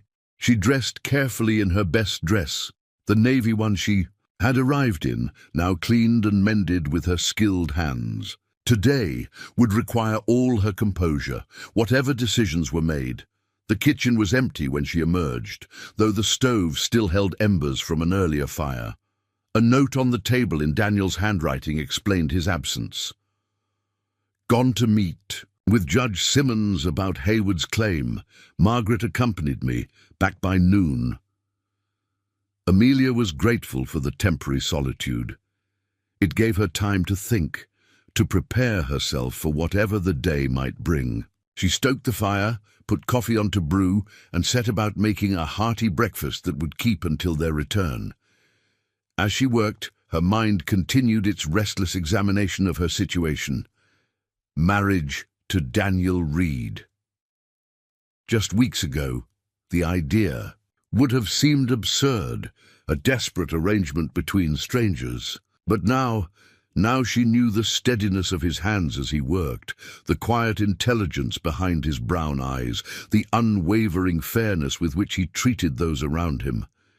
She knew, too, the growing warmth in her chest whenever he entered a room, the ease she felt in his presence, the respect that had blossomed between them. These weren't the flutterings of romantic fantasy that had led her to answer Thomas Hayward's advertisement. They were something sturdier, built on the foundation of shared adversity and mutual regard. But was it enough? Could a marriage founded on practical necessity ever grow into something more? And even if the feelings between them were real, would she always wonder if he had married her merely to secure his property? Amelia was so absorbed in these thoughts that she didn't hear the approaching rider until he was nearly at the door. She smoothed her dress and moved to the window, expecting to see Daniel returning early. Instead, the sight of Thomas Hayward dismounting alone in the yard sent a chill down her spine. She hesitated, considering her options. She could bar the door, wait for his departure. But that would be cowardice. And Amelia Foster, had not survived. Disability and disappointment by hiding from unpleasant confrontations. Taking a deep breath, she opened the door before he could knock, standing firmly in the threshold to prevent his entry. "Mr. Hayward," she greeted him coolly, "what brings you to the Reed farm?"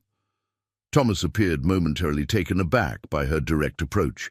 He removed his hat, a gesture of politeness that did nothing to soften the calculation in his eyes. "Miss Foster," he replied, his voice smooth as oil, "I hoped we might have a conversation without Reed's interference this time." "Daniel isn't here," she informed him, making no move to invite him inside. "I know. I saw him and Margaret in town." A faint smile played on his lips. "Did you know she was returning?" "I was here when she arrived yesterday," Amelia stated, unwilling to engage in his games. "Please state your business, Mr. Hayward. I have work to attend to." He studied her, seeming to reassess his approach. "You've changed since we met at the cafe, gained some backbone." "I've always had backbone, Mr. Hayward. You simply never took the time to notice." His smile tightened. "Very well. Direct approach. And then I've come to make you an offer." Amelia raised an eyebrow but said nothing. $500, he said. Cash. Enough to start a new life anywhere you choose. Denver, San Francisco, even back east if you prefer. "In exchange for what?" she asked, though she already knew the answer. "Your immediate departure from Riverbrook and the Reed farm," replied, today without farewell or explanation to Daniel. The audacity of his offer momentarily stunned her. "You want to pay me to disappear. I want to help you start fresh," he corrected smoothly, "away from a situation that can only bring you grief and scandal." Amelia crossed her arms. "How generous. And I suppose this has nothing to do with your claim against Daniel's property." Something flickered in Thomas's eyes. Surprise, perhaps, that she knew about the legal challenge. "You're an intelligent woman, Miss Foster. You must see that your presence here complicates Reed's position." "So you've said before." "What I'm offering is a solution that benefits everyone," he continued. "You get the fresh start you came west seeking. Reed preserves what reputation he has left. And you get to continue your campaign against Daniel without me in the way," Amelia finished for him. Thomas's facade of benevolence slipped slightly. "This isn't personal, Miss Foster. It's business. The Chapman property should have been mine. Reed manipulated an old man into changing his will. Is that what you tell yourself? That your vendetta against Daniel is merely business? That your pursuit of Margaret was just business too?" His expression hardened at the mention of Margaret. "You know nothing about that." "I know enough," Amelia replied. "I know you pursued a 22-year-old girl for her inheritance. I know something happened that drove her from her home. And I know you've been trying to destroy her brother ever since." Thomas stepped closer, his charm evaporating like morning dew under a harsh sun. "Be careful, Miss Foster. You're choosing sides in a battle you don't understand." "I understand perfectly," she countered, refusing to be intimidated. "You're a man who believes everything, and everyone has a price, who uses wealth and influence to take what isn't freely given." She leveled her gaze at him. "But I'm not for sale, Mr. Hayward. Not for $500, not for any amount." For a moment, raw anger contorted his handsome features. Then, with visible effort, he composed himself. "Noble sentiment. But consider this. Reed can't win against me. The territorial court will side with my claim. Judge Harrison is already amenable to reviewing the Chapman will." He gestured expansively at the property around them. "When Reed loses that water access, this farm fails. No water, no crops, no income. How long before he's forced to sell? Where will you be then, Miss Foster? Back to being penniless and desperate, I imagine." The brutal, practical reality of his words struck home, but Amelia refused to show it. "That's a risk I'm willing to take." Thomas studied her closely. "You care for him," he observed, sounding almost surprised. After just 2 weeks. He shook his head. How quickly we replace one dream with another. The casual cruelty of the remark stung, but Amelia maintained her composure. Is there anything else, Mr. Hayward? Or have you finished attempting to bribe and threaten me for one day? He replaced his hat, his expression cooling to businesslike detachment. The offer remains open until sundown, Miss Foster. $500 cash, no questions asked. He turned toward his horse, then paused. Oh, and one more thing. You might want to ask Margaret about her time in Denver, about why she really came back. Might be illuminating. With that parting shot, he mounted and rode away, leaving Amelia standing in the doorway, unsettled by both his offer and his cryptic final comment. What did he know about Margaret's time in Denver? Was it merely another manipulation, or something more significant? She returned to the kitchen, her earlier calm shattered. Thomas's visit had forced her to confront realities she had been avoiding, the precariousness of Daniel's situation, the uncertainty of her own future, the complex web of history and animosity that had entangled them all. $500. The sum was substantial, enough to establish herself comfortably in a new city, to buy decent clothing, to rent a respectable room while securing employment. A year ago, such an offer would have seemed like salvation. But now it felt like 30 pieces of silver, the price of betrayal. Amelia was still mulling over Thomas's visit when the sound of Daniel's wagon announced his return shortly after midday. She composed herself, determined not to let Hayward's manipulations disturb the household further. Daniel entered first, his expression grave, but not defeated.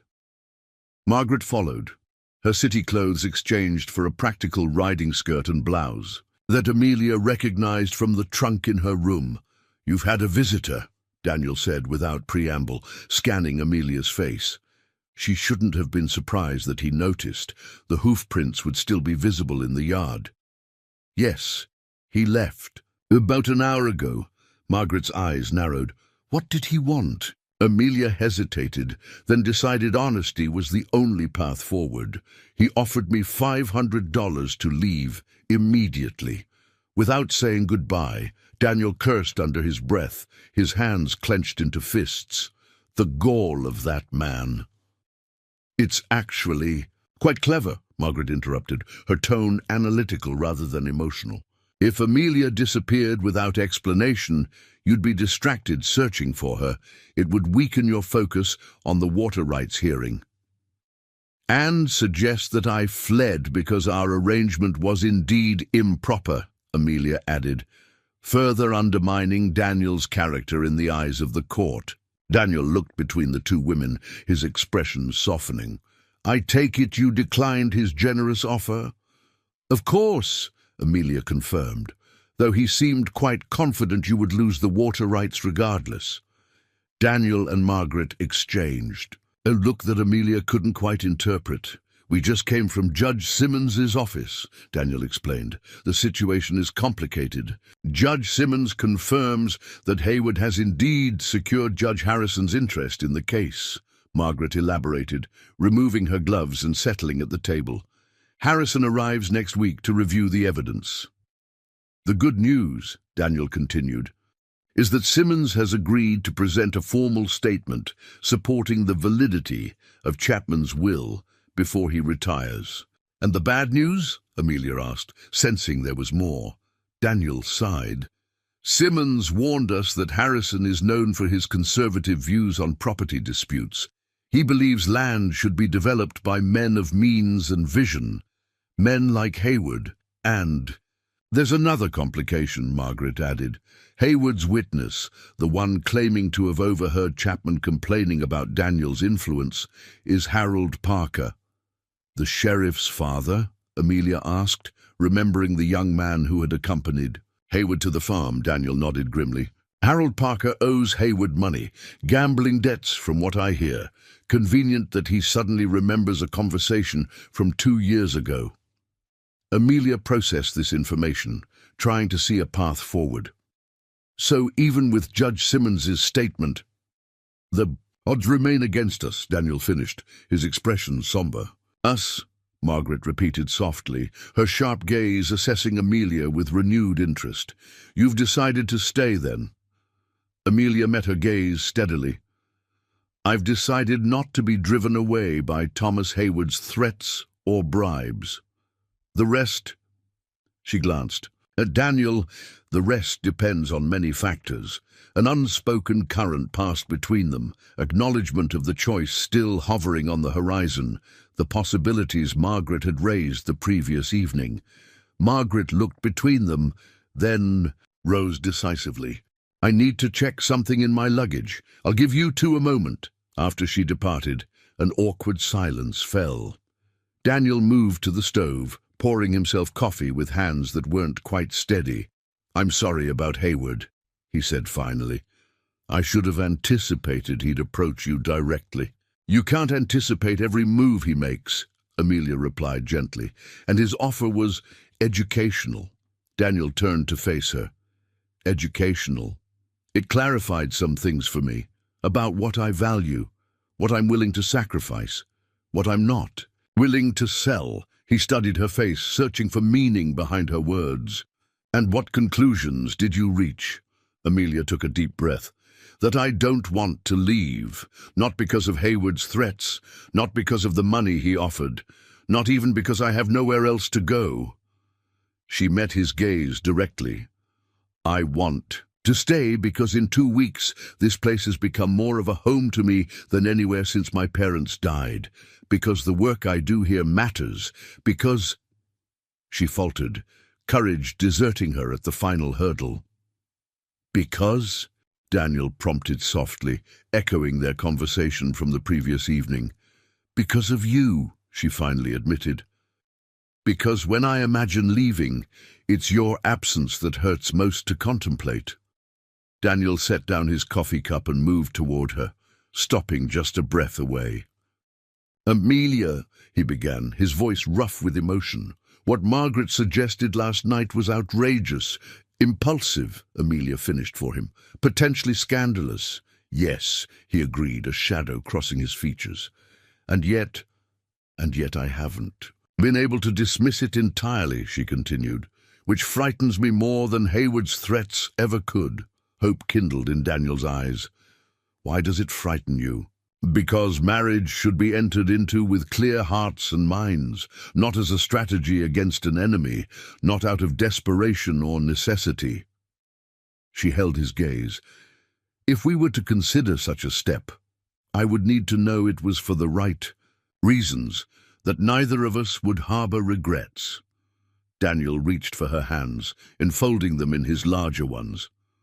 "Amelia Foster, in 2 weeks you have transformed this house into a home. You've faced down Hayward without flinching.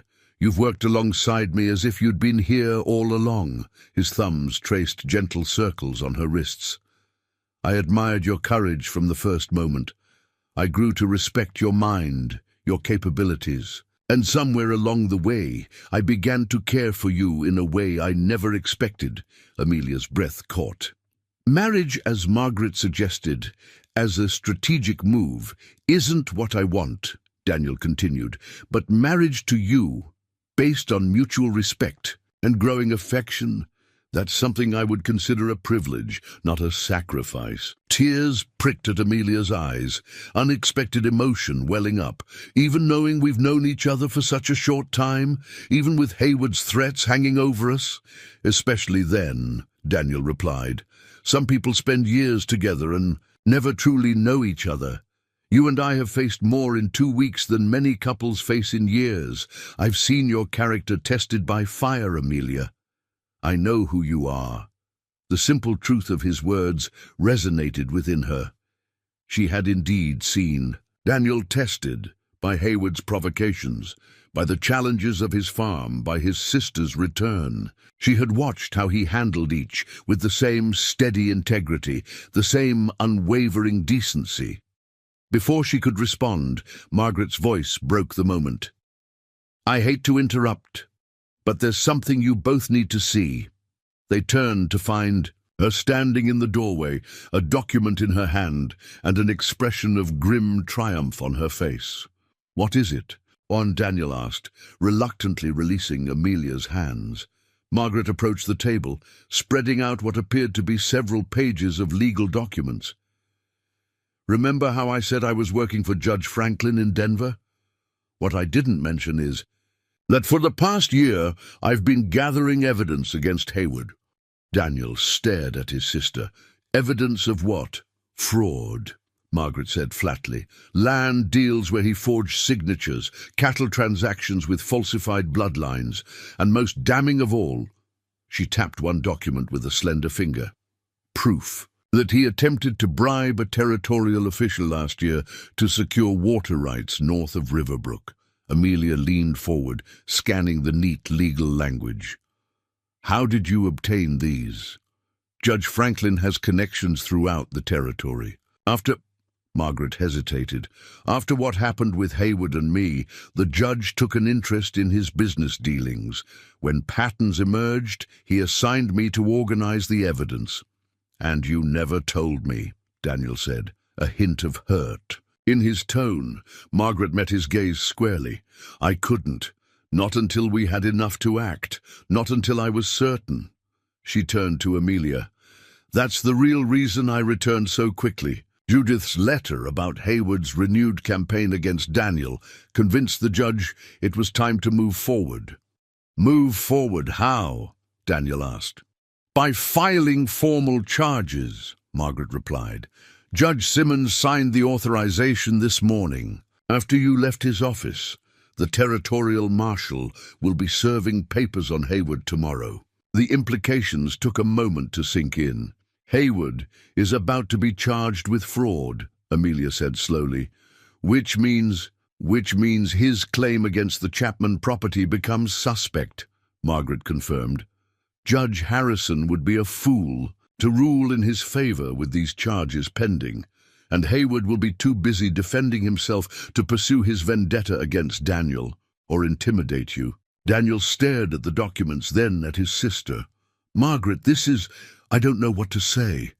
A shadow of old pain crossed Margaret's face. "You don't need to say anything.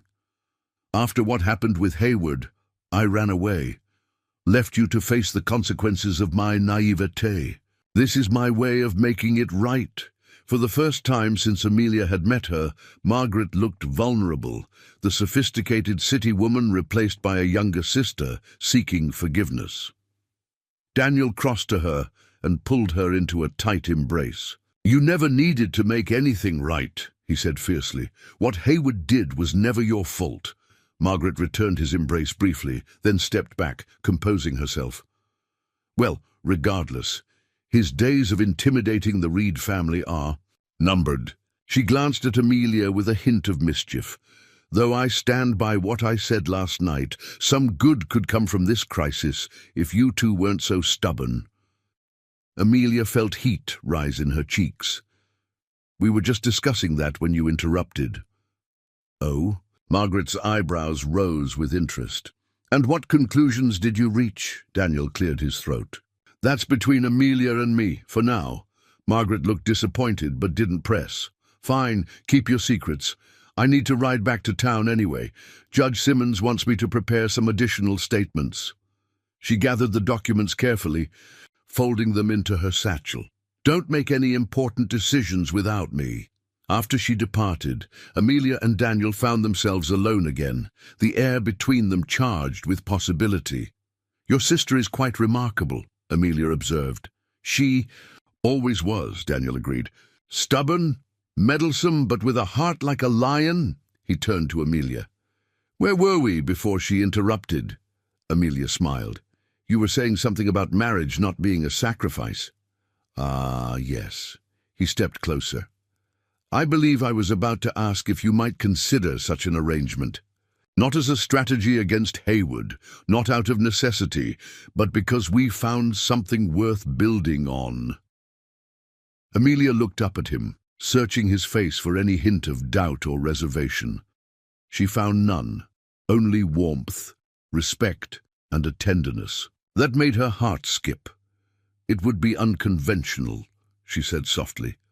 "A marriage founded on just 2 weeks' acquaintance."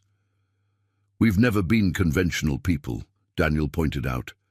"And I'd rather build a life with a woman of character I've known for 2 weeks than spend years with someone I never truly see." The simple honesty of his words moved her deeply. "If we were to consider this," she said carefully, "I would want it to be a true partnership, not just in name." "As would I," he assured her. "You've proven yourself capable in ways many men aren't. We would build this farm together, make decisions together." Amelia took a deep breath, feeling as if she stood at the edge of a great precipice. Behind her lay the disappointments of the past, Thomas's rejection, the years of struggle after her parents' death, the desperate journey west. Before her stretched an unknown future, full of challenges but also possibilities she had never dared imagine. "Yes," she said finally, the word emerging with quiet certainty. "Yes, I would like to build that life with you, Daniel Reed." Joy transformed his face, erasing the worry lines that had become so familiar. "Are you certain? I don't want you to feel pressured by circumstances." In answer, Amelia rose on her tiptoes and pressed a gentle kiss to his cheek. "I'm certain. Not because it's practical, not because of Hayward, but because when I look at you, I see a future I want to share." Daniel's hands came up to frame her face, his touch gentle, as if she were something precious and fragile. "Amelia Foster, you arrived here with nothing but valise, and in 2 weeks you've enriched my life, more than I thought possible." "Not nothing," she corrected with a smile. "I had courage, determination, skills you've come to value." "All that and more," he agreed. Then, with a tenderness that brought tears to her eyes, he lowered his mouth to hers in a kiss that sealed their unconventional agreement, a kiss that spoke of respect, partnership, and the promise of deeper emotion to come.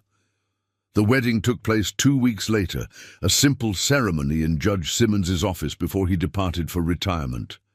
Margaret stood as witness, her face alight with satisfaction at the culmination of her matchmaking efforts. Frank attended as well, gruffly emotional, as he watched his employer marry the woman none of them had expected.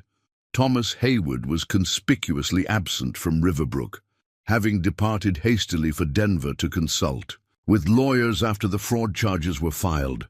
The town buzzed with the scandal, opinion turning swiftly against the man who had for so long dominated local politics and business. As Amelia and Daniel exchanged vows, she wore not the navy dress of her arrival, but a new gown of soft ivory, sewn by her own hands from fabric Margaret had brought from Denver. Round her neck hung a simple silver pendant, Daniel's gift, chosen with Margaret's assistance during a secret trip to Helena. "I, Amelia Foster, take you, Daniel Reed, to be my lawfully wedded husband," she spoke clearly, her voice steady with conviction. "To partner with you in all things, to stand firm through adversity, to build a home and a life worthy of the trust between us." The traditional vows had been modified by mutual agreement, reflecting the unique foundation of their union, not blind romantic love, but clear-eyed respect and growing affection, tested by fire and found resilient. After the ceremony, they returned to the farm for a small celebration. Judith Blackwell provided a wedding cake, her initial suspicions of Amelia long since transformed into grudging approval. The farmhands organized an impromptu dance in the yard, the fiddle music carrying across the valley as the autumn sun began its descent. As twilight softened the landscape, Amelia stood on the porch, watching the celebration, a sense of wonder washing over her. Just 3 weeks ago, she had arrived in Wyoming territory with nothing but desperate hope and a matrimonial advertisement. She had been judged, rejected, humiliated, only to find unexpected sanctuary and, ultimately, a future far richer than the one she had imagined. Daniel joined her, offering a cup of cider. "Having second thoughts, Mrs. Reed?" he asked, a teasing note in his voice. Amelia smiled, still growing accustomed to her new name.